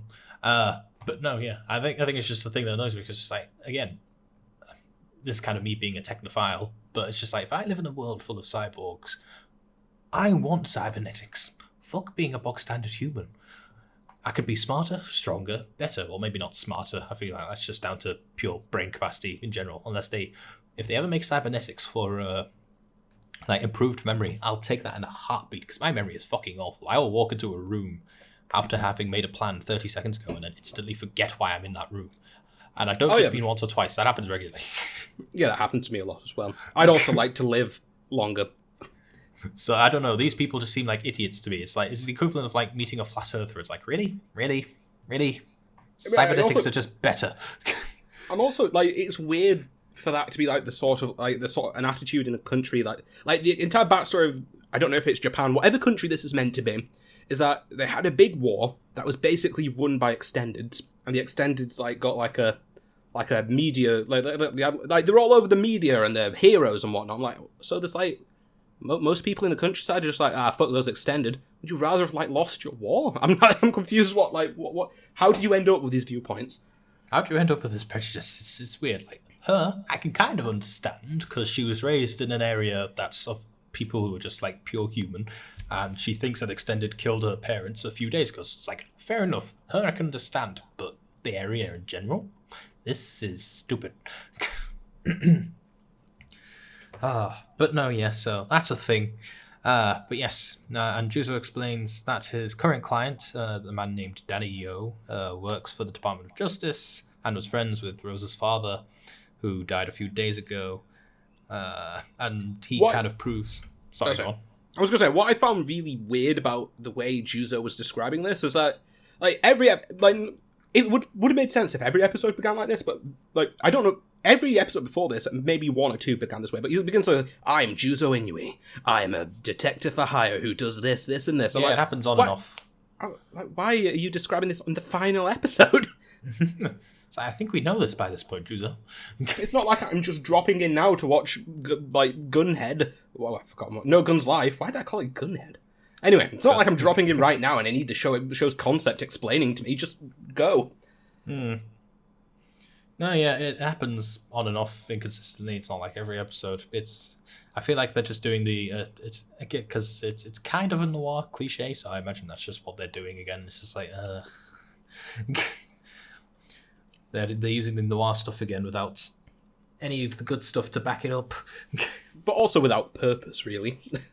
Like, there's no, like, the noir stuff's fine. Like, it fits with noir as long as it's got, like, a purpose and something, it serves the story in some way, but this is not serving anything. You're just doing it to do it. Yeah. Anyway, let's moving on so we can get through this faster. I'm sorry, people who like this show. I just really don't. I don't despise it. I don't really dislike it. I just don't care. And for me, that's kind of just the epitome of a bad show, really. At least if a show I really hate. If there's a show I really hate, that means it at least got an emotion out of me. Like Black Clover, I will infamously hate because of Asta's voice. It's ingrained in my brain forever. That's in the first 7 episodes, however many we watch, were just awful. But shows that I just forget are even worse. That's why I hate Elegant Yokai Apartment Life even more than Black Clover. I mean, at least we remember those two shows. Like, in a year's time, will I remember any details about No Gun's life? Not really. I don't think so. And that's kind of sad to say, but it's just the impression I've got of the show. Yeah. So, moving on. To prove that it's not just like a wild goose chase, because naturally Juzo's like, why'd you hire me? I'm not exactly an exorcist. He's like, yeah, I chased the guy a few days ago. Here's a broken window and some footprints. I was like, yeah, okay, fair enough. And then they go to see Rosa, who, keeping in mind, her parents just died a few days ago, and she thinks that a extended killed her. She naturally has the response of seeing Juzo and freaking the fuck out, which was like, what else did you think was going to happen? Here, you dislike extended, so I'm going to go and hire a guy with a gun for a head to protect you. It's like, nice idea, dude. I mean, I guess the idea is that, I mean, spoilers, it turns out this dude is not got her best intentions at heart. I think he was, trying to, get her to distrust the guard he hired. But, my whole problem with the concept of this episode in general is, why did you have to do any of this? Why did you have to... the whole reason your plan gets unfurled is because you hired Juzo. If you just, pretended to hire one of your goons or something... the plan would have gone off without a hitch, and, you'd have got the thing you wanted. But it all unravels. And it's not like the hands would have caused him problems, because he easily shoots one later, and it doesn't seem to come back. We only have one pair of the hands. Yeah, they're very damageable. Very damageable, very breakable. You go out of your way to hire a super good detective from the city that's miles away from where you're at, and that's literally the whole reason your plan fails. Why? Why did you do this? It's not like the mystery is even that bad. When Juzo's going through it, I'm like, that's a fine mystery. I'm not going to remember it as the world's greatest storytelling or whatever. But it's fine. But the entire time, I've got this niggling thing in the back of my head of why did you hire Juzo? You incompetent bad guy. Yeah, no, I completely agree with all this. Really, it was kind of a stupid move on his part. But no, yeah. So Mary clears the room when the girl's freaking out, because also the girl lost a leg during the car crash. And when they've been kicked out, Juzo spots what we presume at this point in time is the culprit, because my imagination at this point was there was just an extended with the ability to go invisible. That's what I assumed.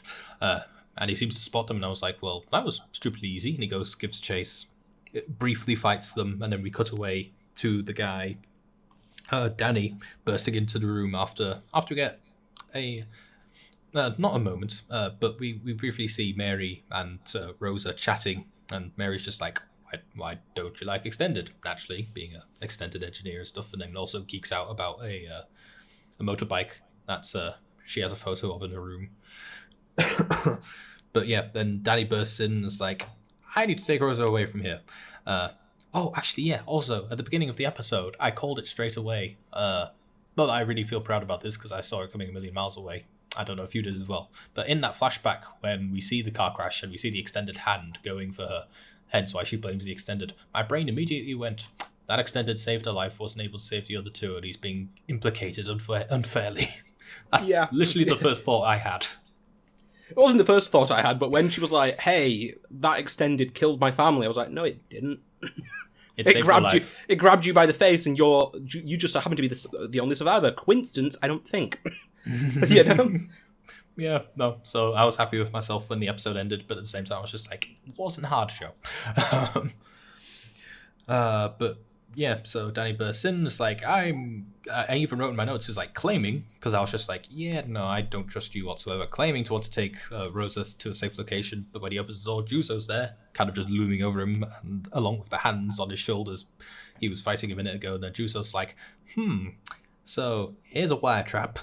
I feel like you are looking for something that her father left behind and are making up this ghost story to try and get her to reveal this location. And then her, being an idiot, is like, I don't trust a word you say, Extended, which again, I'm like, okay, fair enough, you hate Extended, but...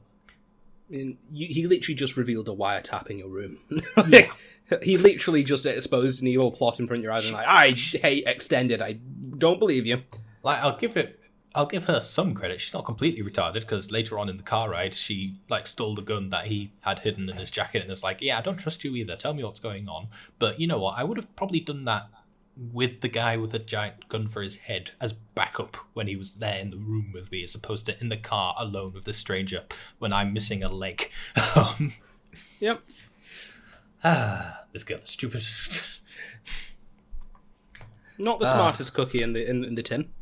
But yeah, so she refuses to believe Juzo because he's Extended, so she leaves with Danny, pulls the gun on him in the car. He naturally just kind of slams the brakes, and, she flies forward, drops the gun. He grabs the gun, is about to shoot her. One of the hands... Always wear your seatbelts, kids. Mm-hmm. Always wear your seatbelts, especially in a hostage situation. But no, yeah, so one of the hands takes the bullet for her because one of them had snuck into the car. Then we see Juzo and Mary on the bike that Mary was geeking out about and previously. That's super fast and stuff. They catch up, they deal with him, and then it's revealed that the thing he was after, well, basically, him and her father had discovered information that could have taken down the company, / apparently got rid of Extended. But whilst his dad wanted to use it for proper good, the Danny wanted to give it to Spitsbergen, which I'll give myself some credit. I didn't realize I paid this much attention. Was the anti-Extended group. So basically, he wanted to give it to a terrorist group, but her father wanted to actually just use it in the law. Two sides of the same coin. They worked towards the same purpose, but wanted to do it different means, yada yada. He killed his partner so that he could do it his way. It was at this point where I was like, please stop talking about this. I understand and I don't care. that's the... I was like, I get it. I don't care because I understand the point of this episode now. Juzo is going to get this data. That was the whole point of the episode. It didn't really matter what happened from A to B.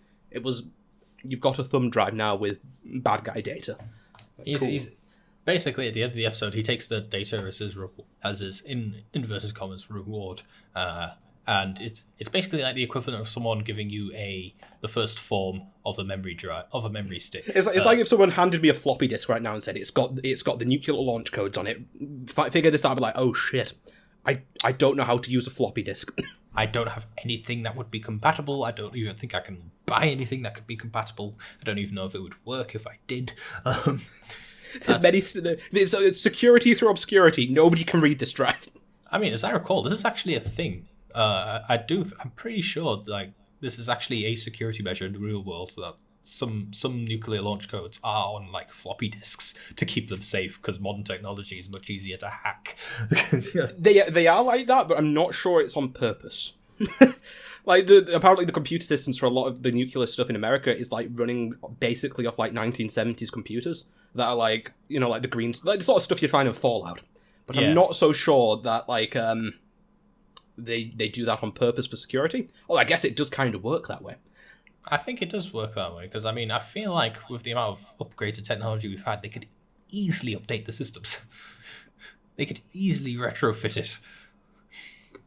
I can't remember the exact details, but yes. Yeah, nor can I. But either way, we both know / are pretty sure that this is a security measure, whether it's on purpose or inadvertently in the real world anyway. So, but yeah, no, and that's where we leave the season off, really. We end the season with the other hand appearing in Juzo's office and Juzo freaking out, and that's where it drops off. And I'm like, unlike Darwin's game, I don't really care about this show.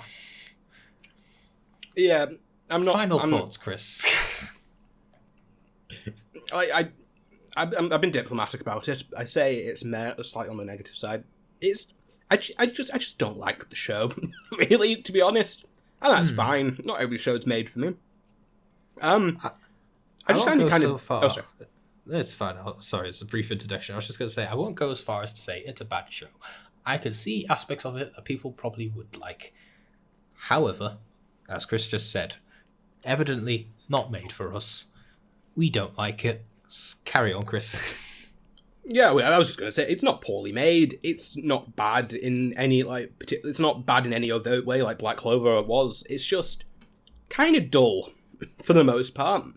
And that dull and unmemorable, which is weird to say about a show with a man who literally has a gun for a head. Yeah. But, yeah. I won't be seeking out season 2. There are aspects of it I will remember, but it's not going to be anything really about the characters or the personalities or the way they mix or anything like that. Apart from maybe some annoying aspects, it's mainly going to be about the visuals and the design, because that's the main thing I can credit this show on. If there's one positive aspect, I'll choose to look at the show, because I know you're not a huge fan of it, Chris, but again, I quite like the art style. The animation is okay, apart from their fight scenes. Their fight scenes are kind of awful. I'm having a flashback to when Juzo was fighting. Was it Gregory? No, Gendry. Gendry. No, was it Gendry? Gendry's from Game of Thrones. No, I can't remember his name. The guy who could turn into other people, and it was just like a few repeated frames of animation. I was like, ooh, that's bad. When it comes to art style, it's not so much that I think it's unappealing to everyone. It's more I just don't like it's hard to describe because I'm not an arty person. It's like everything's just grimy and everything looks grimy, and it just kind of makes me feel like I don't want to look at this for too long. But I'd say you're kind of right there. And to be fair, I would argue that's the look it's supposed to be going for. It's kind of like a grimy, not so great future, because a lot of the time we picture the future that's like all bright and shiny, but no, in cyberpunk generally it's kind of like this. The future's usually depicted as grimy and dirty and stuff, which is, I would argue, is what the show is going for. But if that doesn't appeal to you, then it just doesn't appeal to you. So in this instance, I like it, Chris doesn't. It's like, fair enough. No, yeah, that's the one positive I'll get out of the show. I like the designs of it. I like the look of it. But otherwise, it's just very, as Chris said, bland, really, at least for us. If you like the show, fair enough, and I keep saying this every week, tell us why. We don't be a cunt about it. Don't be like, oh, you two are idiots. You are not people of culture. Just tell us why you like the show. Maybe you see something that we don't, and if you do, we would like to know what it is. But for reasons we have explained now, we just don't like the show because it's mainly just forgettable. And that's how I would sum up this season, really. Yeah. A bit bland. As for season 2, I think I'll give it a pass.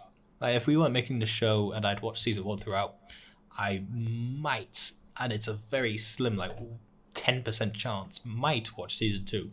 But with the amount of anime that comes out in each season, I'd probably swiftly forget about the show and never watch it again. Yeah, it wouldn't be on the must watch list. Unless someone gives us a really convincing argument in the comments as to why the second season will be a lot better than the first, or gives us a blowing our mind perspective of, wow, this show's a lot better than I thought. Highly doubt we're going to cover season 2 on this show, at least. Maybe in the distant future. Maybe. But, okay. So that was the final 2 episodes of No Gun's Life Season 1. And I can say that because, Chris, as you mentioned before, we know this is Season 2. Yep. It's dib. It's dib. Ugh. Words, dub. Christopher.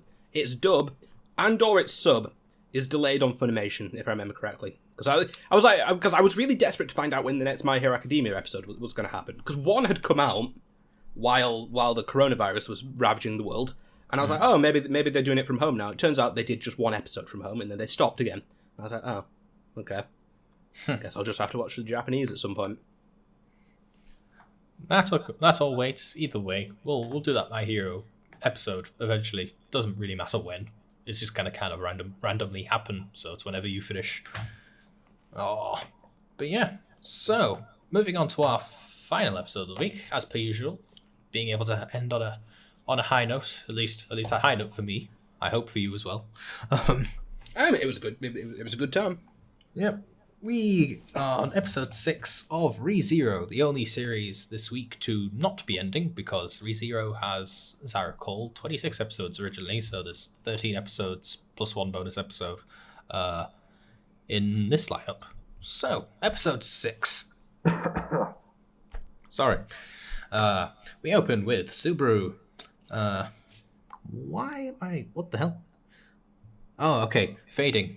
I don't think that's how you spell fading, Dion. But we open with Subaru fading in and out of consciousness multiple times, hearing/seeing like Rem and the gang and Beatrice, and there are some important details in here because we hear like Beatrice being like, "Not much I can do for him now." We hear Rem also say like, "Then I'll handle it myself," and then Subaru finally wakes up and naturally notes another unfamiliar ceiling, which to me was kind of like a sigh of relief of, "Oh, I didn't respawn, thank God." I was with him.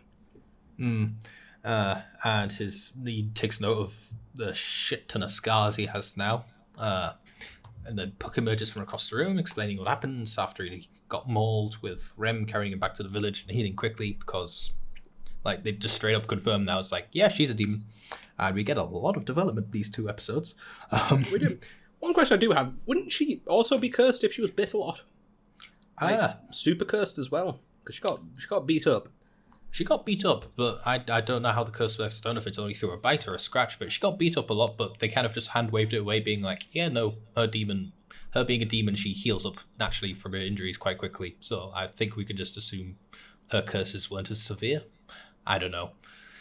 Again, the show itself kind of just hand-waves that away, so even I don't really know. So I'm just kind of assuming for now. The reason I was thinking about it, which one of the maid ladies died from it in one of the iterations? Can't remember if it was the blue one or the pink one, but it was Rem, blue head. So she definitely can get cursed. So I was just it was just a passing thought. No, she can definitely die from it. Again, I don't know if it was from. I don't know if it's like specifically the bite that curses you, because I think that's the case, but I don't know. This might just be making it up, or they might have said it in the episode and I forgot. But that is what I'm assuming. At any rate, it's not super important. It was just something I was thinking about while I was watching the show. Yeah, no, fair enough. But yeah, healing quickly because of a demon transformation, and then Puck, Beatrice, and Amelia working together to save Subaru's life / help the kids out. And then after the OP, Subaru heads out, not waking up Amelia because basically Amelia's been washing over him all night and is exhausted, having used up most of her mana to help them out / the villagers. Subaru heads out and encounters Ram, who says she's happy with what he did, and that was actually the right call, because it's the Lord's duty to look after the local villagers anyway, so yeah, she approves of the decision, which is just nice. We also learn, because I remember you asking me last week, so the Mar Beasts are just everything created by the Witch of Envy, because the Hellhounds, as I was calling them last week, do have a specific name. They're called Ulgarm. I'm not going to remember that name, but I just wanted to point out that detail, so now we know for the future. The Hellhounds or Houndoom to me, one of the 2. But yeah, okay, so it seems that Mar Beasts are just anything created by the Witch of Envy, or at least any creature, and they do have specific categories for them. I'm going to keep calling them Hellhounds. But yes, then Subaru goes around checking all the kids, nice little thing, then eventually comes across Beatrice, who pulls him away from the village and tells Subaru he has half a day to live, as too many curses put on him at once. And I kind of like the way they explain now. It's just like, one curse, easy. It's like untying a knot. Several curses, it's all tangled. I can't do anything. I like her reaction. I imagine she was like braced for like I'm delivering, like you give the information to a cancer patient, you're going to die, and they burst into tears. And he was like, okay. She was like, what? You're taking this awfully well.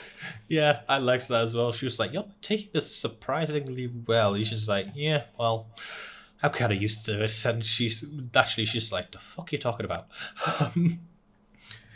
But I also like, I like both sides of the reaction. I like her being dumbfounded by it, and I like Subaru just being accepting of it, being like, yeah, fuck it. It's fine. I'm used to this by now.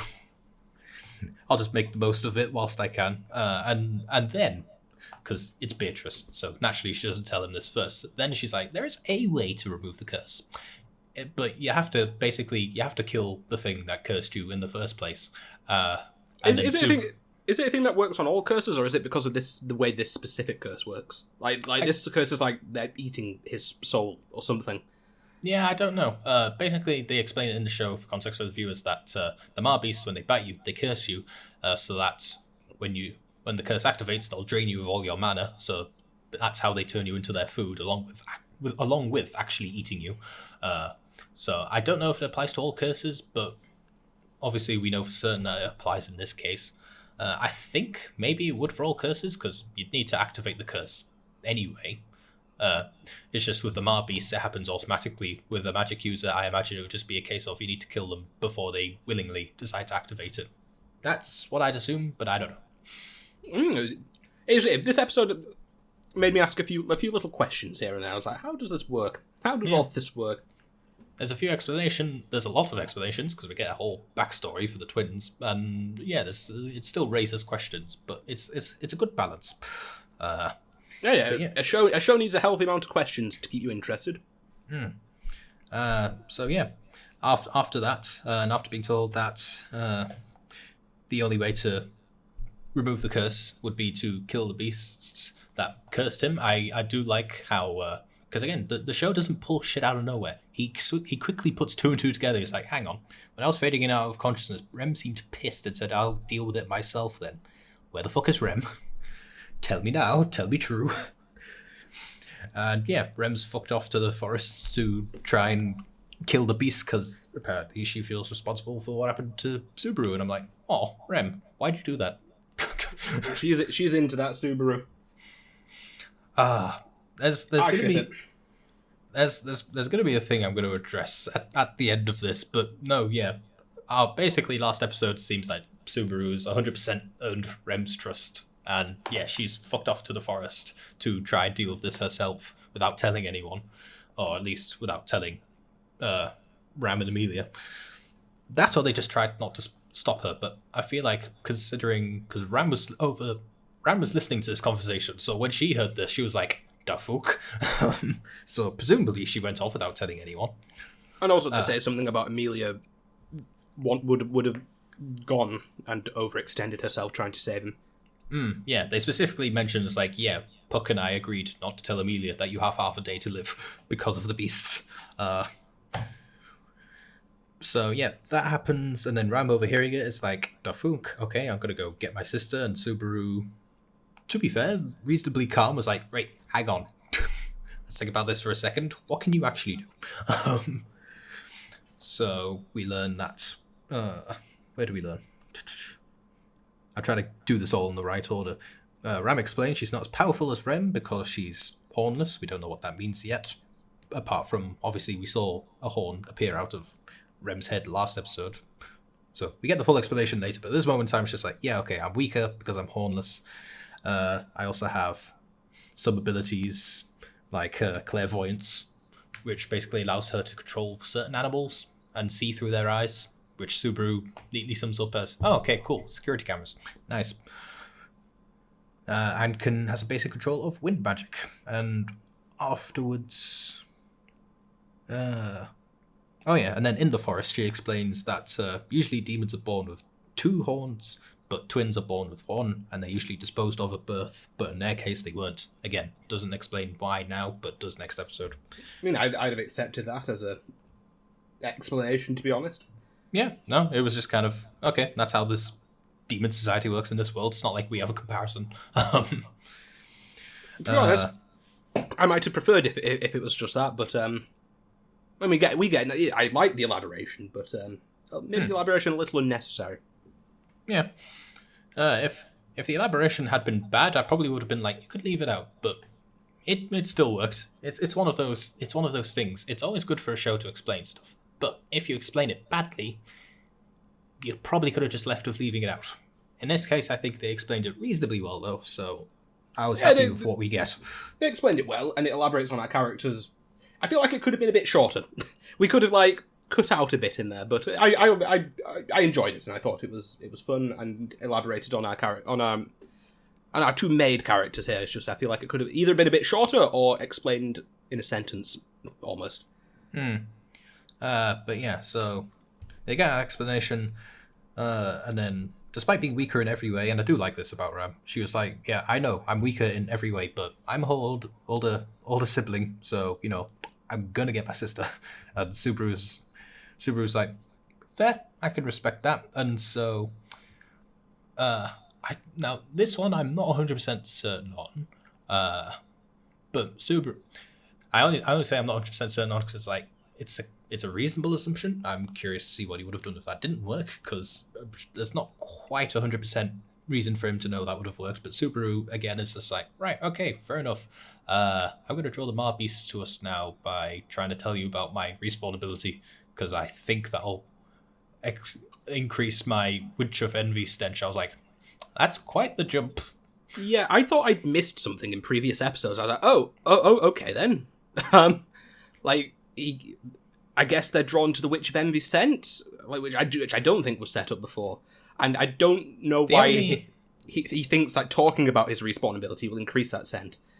Yeah, that bit's the bit that gets me more. The being drawn to it, I'm like, okay, maybe, because we did have a tiny bit, and I do mean a tiny bit, so I'm not going to be too generous here, but we get a tiny bit of setup of that before, because again, when we had the previous episodes of him being introduced to the dog, and they're like, the only person this dog doesn't like is you.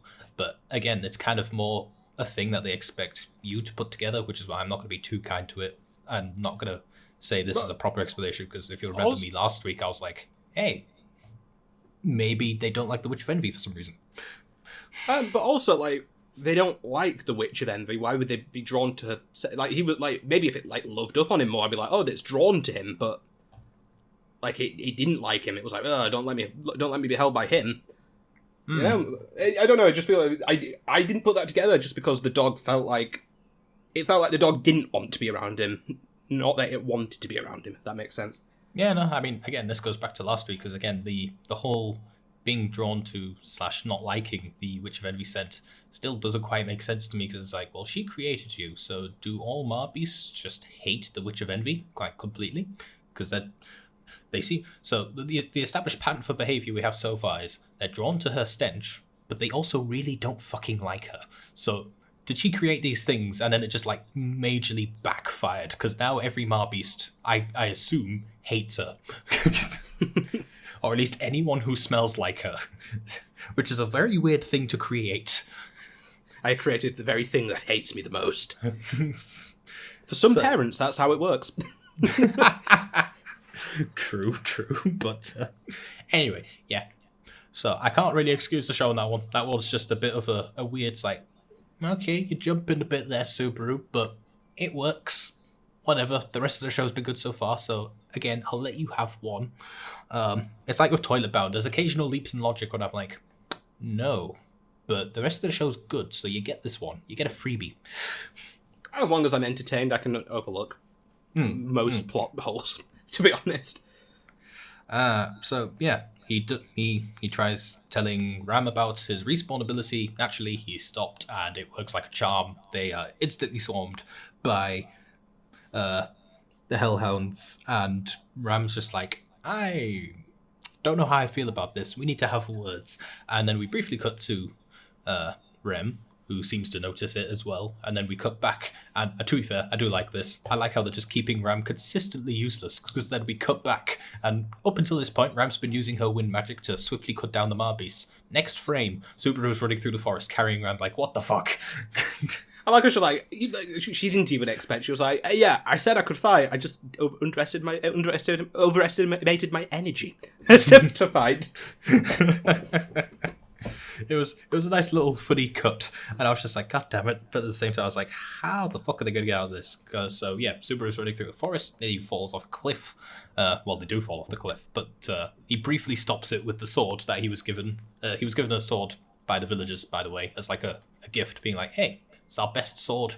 You saved our kids. Thank you. So turns out the best sword given to you by a load of peasants is not that good a sword, as it turns out. To be fair, swords aren't really designed to be stabbed into a mountain. True. And used as leverage. I could attest to this through experience. being a former fencer, swords are not that sturdy. They're designed for one purpose, and if you use them for anything else, they break easily. Even when used for their purpose, they break easily. Maybe the Legend of Zelda had it right all along. At least Breath of the Wild. Jesus. But yeah, so they quickly swarm, go to engage, cut away, nearly die falling off the cliff, but then Rem finally arrives and starts attacking literally everything. Apparently when she's just in demon mode, she can't really control herself very well and doesn't really distinguish friend from foe, apart from Ram. Apparently there's still some sort of like sisterly instinct there, because Ram wakes up and is like, okay, you bonk her horn very hard, it should snap her back to normal. And to be fair, I do also like the build up to this where he's like, I have a plan, you're not gonna like it, promise you won't get angry at me. It's like, if it makes my sister go back to normal, it's like, promise. And yeah, he just tosses Ram at Rem, and Rem instinctively catches Ram. And to be fair, his plan doesn't work initially. He then goes for like a sneak attack, bonk her on the head, but she dodges and gets sent flying by the Mar beasts and their earth magic. And then, the Mar beasts and their earth bending that they can apparently do. I mean, we did see that last episode, but you know, it happened again.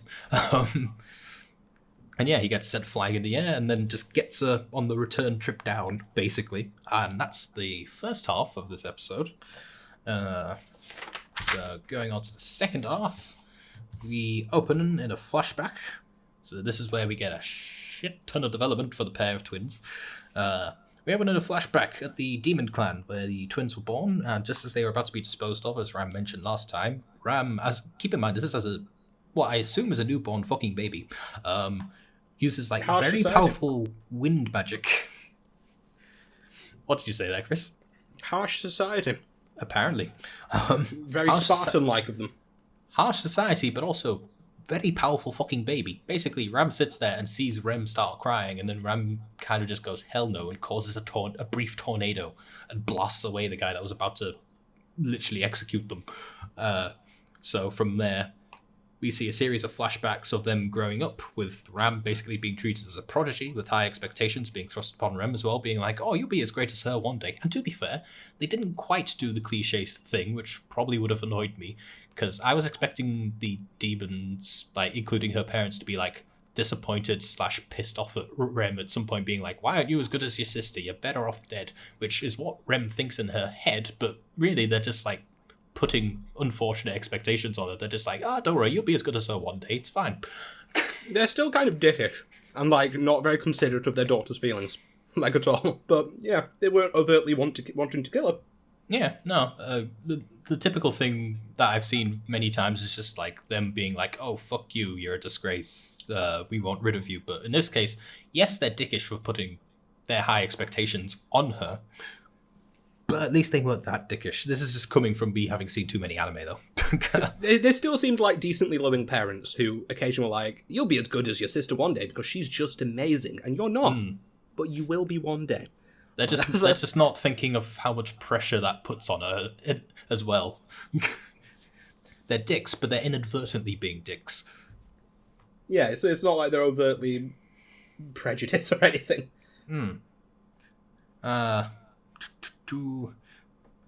But yeah, so they get the series of flashbacks, high expectations on Rem, and although they never treated her poorly for not being as powerful, she basically just feels inferior her whole life, and feels like she isn't wanted, because we get like a dream sequence of that.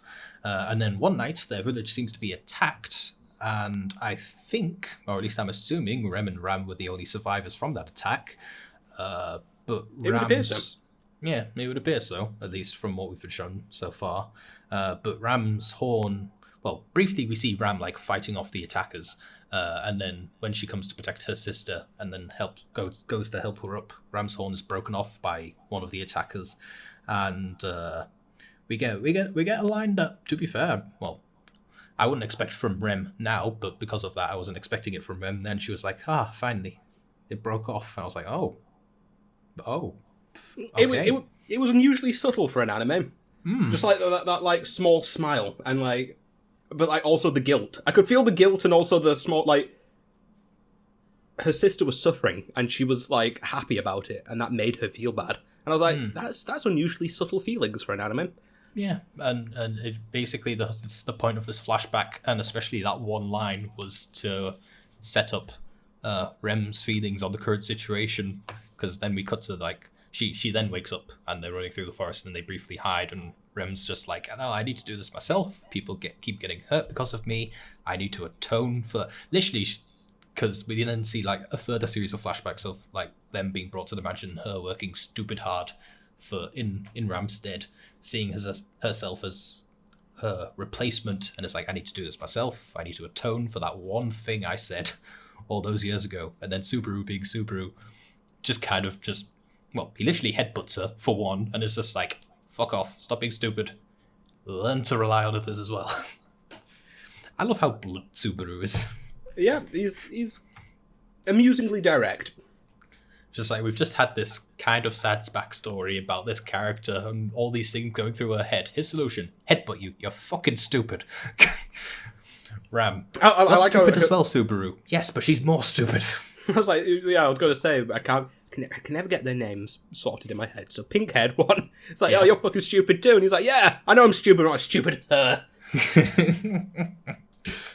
her. No, it's both mixture of a nice moment, a funny moment, and a serious moment. But the show somehow balances it well. It doesn't feel out of place, because we've had the depressing shit set up long before this, with like Subaru suffering and being tortured by, keeping in mind, Rem, fucking awesome these 2 episodes and lovely, but 2 episodes ago she was torturing him for information. This show has that'll always be in the back of Subaru's mind, even as I ship them, right there in the back of his mind. It's like, she could kill me at any moment. She's very powerful, very scary, and she could easily torture or kill me at any moment. And in fact, she has. Multiple times. But yeah, so then they formulate a plan. Basically, Subaru, once again, uses himself as bait, whilst Ram carries Rem and runs away. So they split up, and they do that. And he confronts the puppy, or at least, well, he doesn't do it on purpose, but when he runs the other way, the puppy / several hellhounds are there waiting for him. And then the puppy transforms into like this giant fucking hellhound. So, certainly skipped its 2nd generation evolution. Went straight from Charmander to Charizard right there. Yep, apparently so. Or maybe it's like a queen ant sort of thing, where it just like kind of grows up straight into the queen ant version, as opposed to having the middle version, like what they called. Like the other versions are like worker ants, and this one's the queen one that just grows up straight away. But no, yeah, definitely skipped an evolutionary stage there. But it looked kind of cool. So yeah, he goes to confront it straight away, and to be fair, kind of a clever thing initially. He uses... we kind of had the setup for this, but again, it's kind of, you have to pick up on it / it's like, it's a bit convenient, but I'll let you off of this one. It really relied on you remembering what that fruit looked like, and I did not. I remember when he said the name of the fruit when he was eating it, I was like, okay, cool. Yeah. But it really relied on you remembering that earlier. Which, to be fair, I didn't either. I was just like, oh, okay, cool. They gave him a sweet.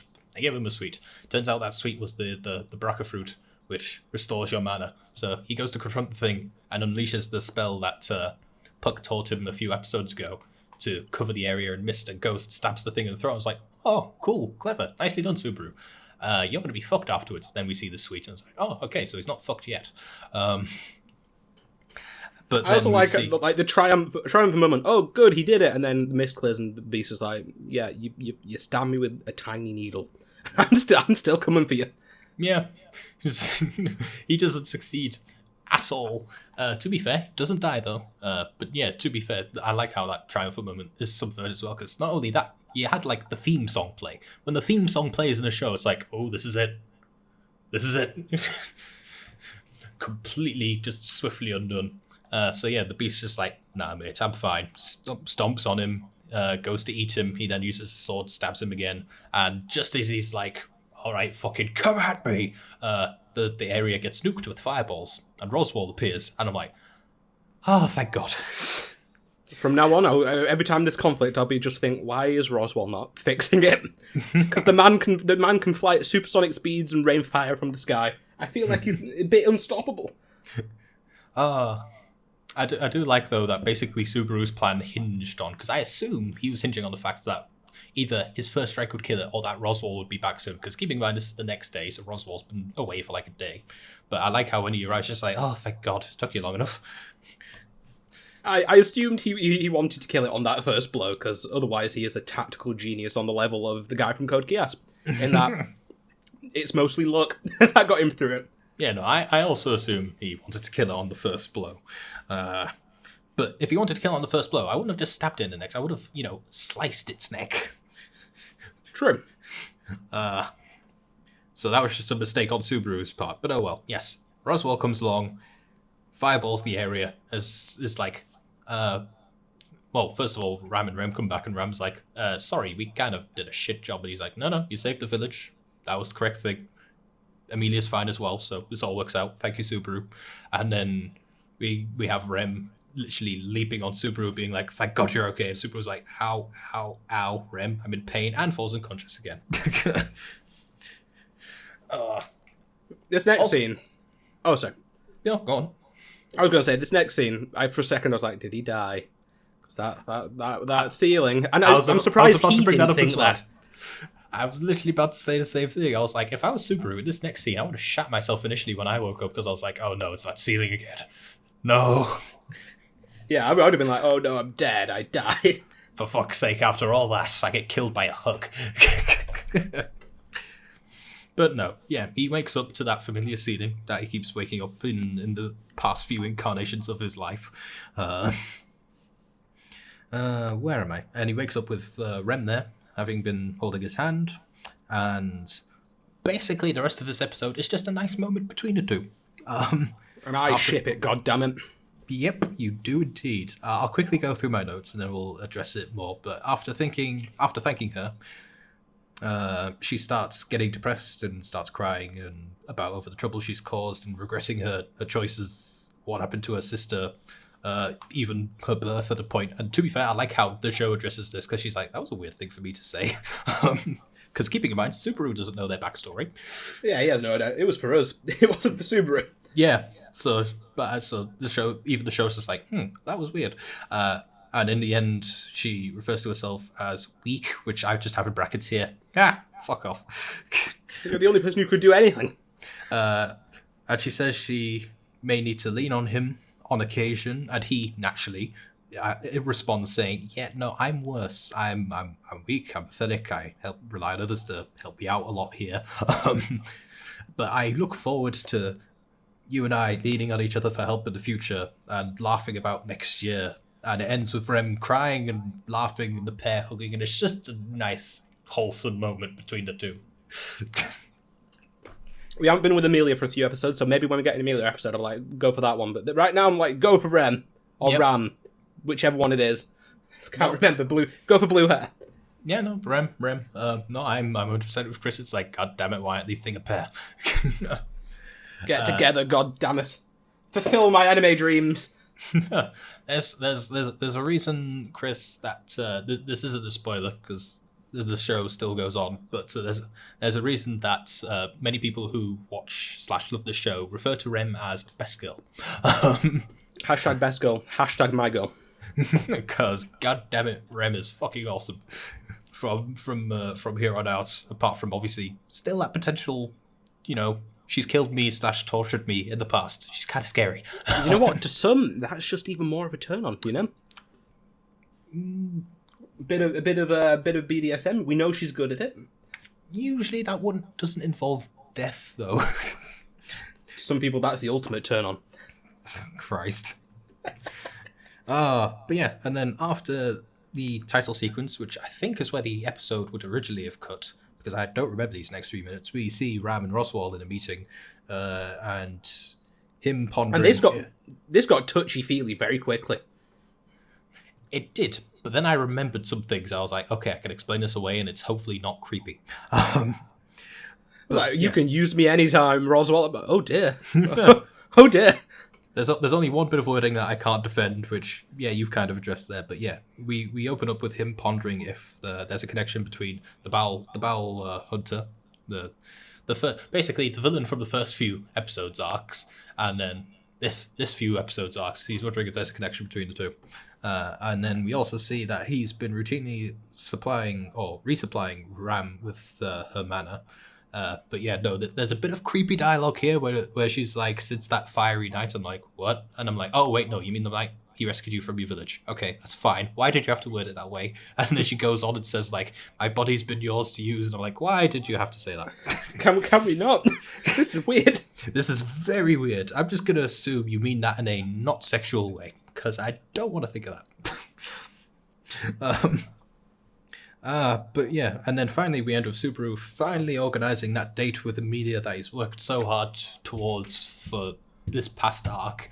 But again, here was me being like, Emilia's great and all, but same. It's like, but you've got a great emotional attachment with the blue-haired maid. Yeah. And that's where we leave this episode technically off. So thoughts on that, Chris? They were fun episodes. It's not the best the show has to offer, I don't think, so far, but also, it didn't really. I think this might be the first set of episode set of 2 episodes where he didn't die. I don't think he died. He didn't at all. Close calls, but so it was a fun episode. Didn't really play with its return by death premise that much, but I mean, it's supported by the strength of its characters, and I like the blue-haired maid Rem. You got it the first time. Rem, the blue-haired maid. She's my favorite maid, and also maybe favorite girl. In the show or throughout shows? Throughout all of history. Yeah, she's my favourite girl right there. No, for the show. But, yeah, no, fun episodes. No, yeah, I would agree. I know technically we're not at the season finale, but technically we're halfway through the season / we've been doing this for the rest of the show this week, so what would you say of the show throughout as well before we get to the final comparisons? It's fun. It has great characters who play off each other well, and I like its concept and premise. It's like it's doing like the video game thing, except it's not doing the video game thing, which I appreciate a bit more. You know, it's got mana, it's got health potions. He did an SP restore this episode. I'm like, cool. Mm-hmm. It's doing the video game thing, but not doing the video game thing, which I prefer a lot more than if it was like an MMO or something. Yeah. No, fair enough. And as per usual, my thoughts on it are, well, this week's episodes in particular, I particularly really enjoyed because, again, Rem is best girl. But also, yeah, Subaru finally didn't die. They finally, at least I assume, I really fucking hope, they got through this particular arc, and I'm curious to see what the next stage is. Because next week is a bonus episode, and I've never seen it before, actually. Because it's not titled episode 7, it's called, like, Winter Memory or something, so it's like, oh, okay, so this is probably one of the last 5 minutes of this episode / the entirety of next episode. No clue what's happening. This is definitely part of the director's cut. Best Go Rem episode, that's what I'm hoping for. Maybe. I want them hanging out and doing hilarious / adorable things. I know, yeah. I really enjoyed the development on the twins again, because as it's been a few years since I've seen a show, I don't remember all these details, so it's nice to have all these things re-explained.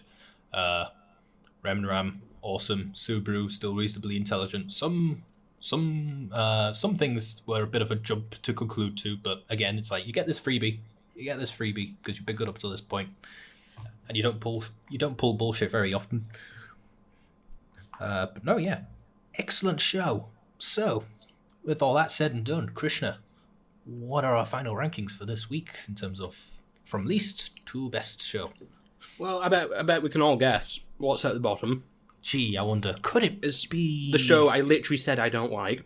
So yeah, we both don't like No Gun's Life. That's at the bottom.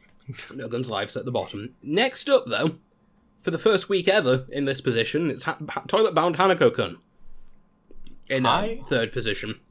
I will agree with this because the finale, whilst the last 2 episodes weren't particularly bad, especially the last episode, this was just like a normal episode, it didn't feel like a very good finale.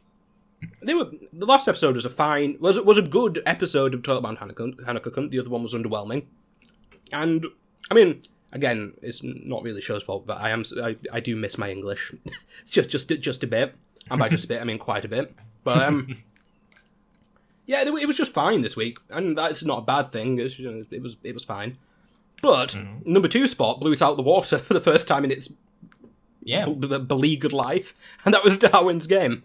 Yes, indeed. It's been very dull up until this point, but somehow its final episode, in even the final few minutes, the premise it left us off with, it's like, wow, you kind of went balls to the walls in the other direction, and I love it. Yeah, and if you have season 2, I'll watch it. It was so much better for its change of direction. And like, I mean, that was enough to push it into number 2 just based off surprise, really. I was like, I'm ready for the rankings to be the same forever. A surprise to be sure, but a welcome one. Yeah. So, yeah, and then obviously in top is ReZero. It's charming, it's well made, its action scenes are surprisingly very fluid and enjoyable to watch. And they're reasonably, like, well thought out, because when we see Rem or Ram fighting, it's especially Rem, she's kind of like all over the place. It's very well animated, just bouncing all over the place, swinging around that chain on her. And she's doing like cool martial arts while she's at it as well. She's like doing some kicks and flips and some backflips. I was like, yeah, cool, I'm in. And it's very well animated. And then we cut to Subaru, whose fights are very basic but reasonably well thought out, because he has to do the typical underdog thing of like, right, I'm shit at everything. Let's think about this, and it doesn't always go well for him. But gosh darn, he tries his hardest. That, and it's still wonderfully animated. Like when he does the black cloud thing. Again, this is just coming at it from someone who really appreciates animation, but very well animated. It was good to watch. But yes, ReZero also at the top of mind rankings because goddammit, I love this show.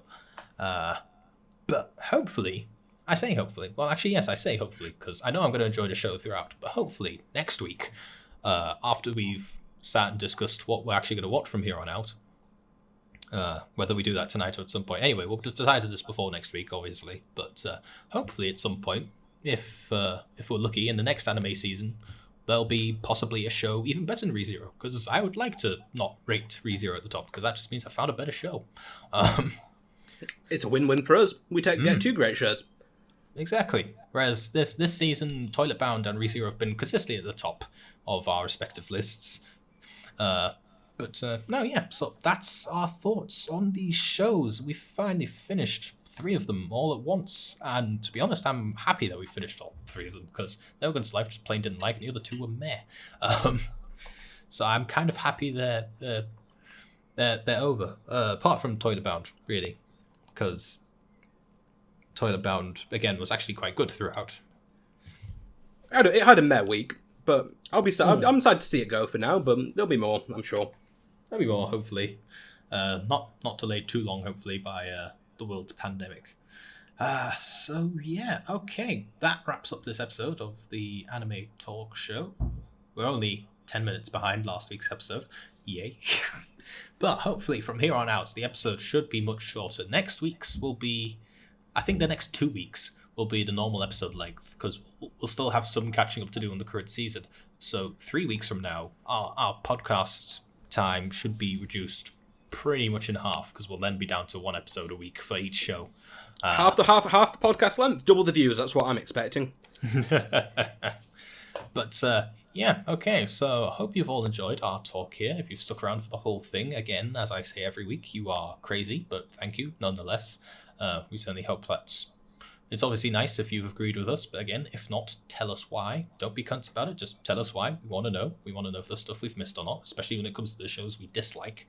But obviously, if you dislike the shows that we like, tell us why. Maybe we've not seen something that makes the show objectively awful as well. I don't know. But in either case, yes, do all the engagement stuff we want to know, plus it helps us out in YouTube. Like, comment, subscribe, all that YouTube crap.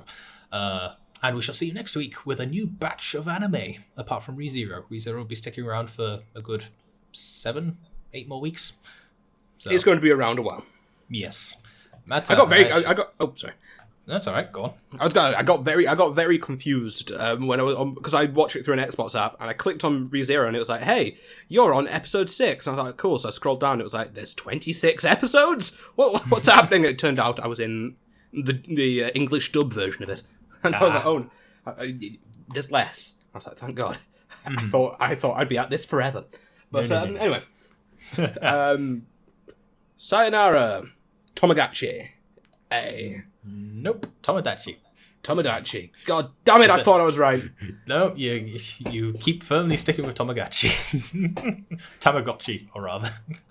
Mata raishu minasan. You'll get it one day, Chris. One day. I will. I'll learn that one Japanese phrase one day. I was going to say just learn Japanese, but, you know. I won't do that. I was doing that, and then we stopped because of financial trouble / pandemic. And cut.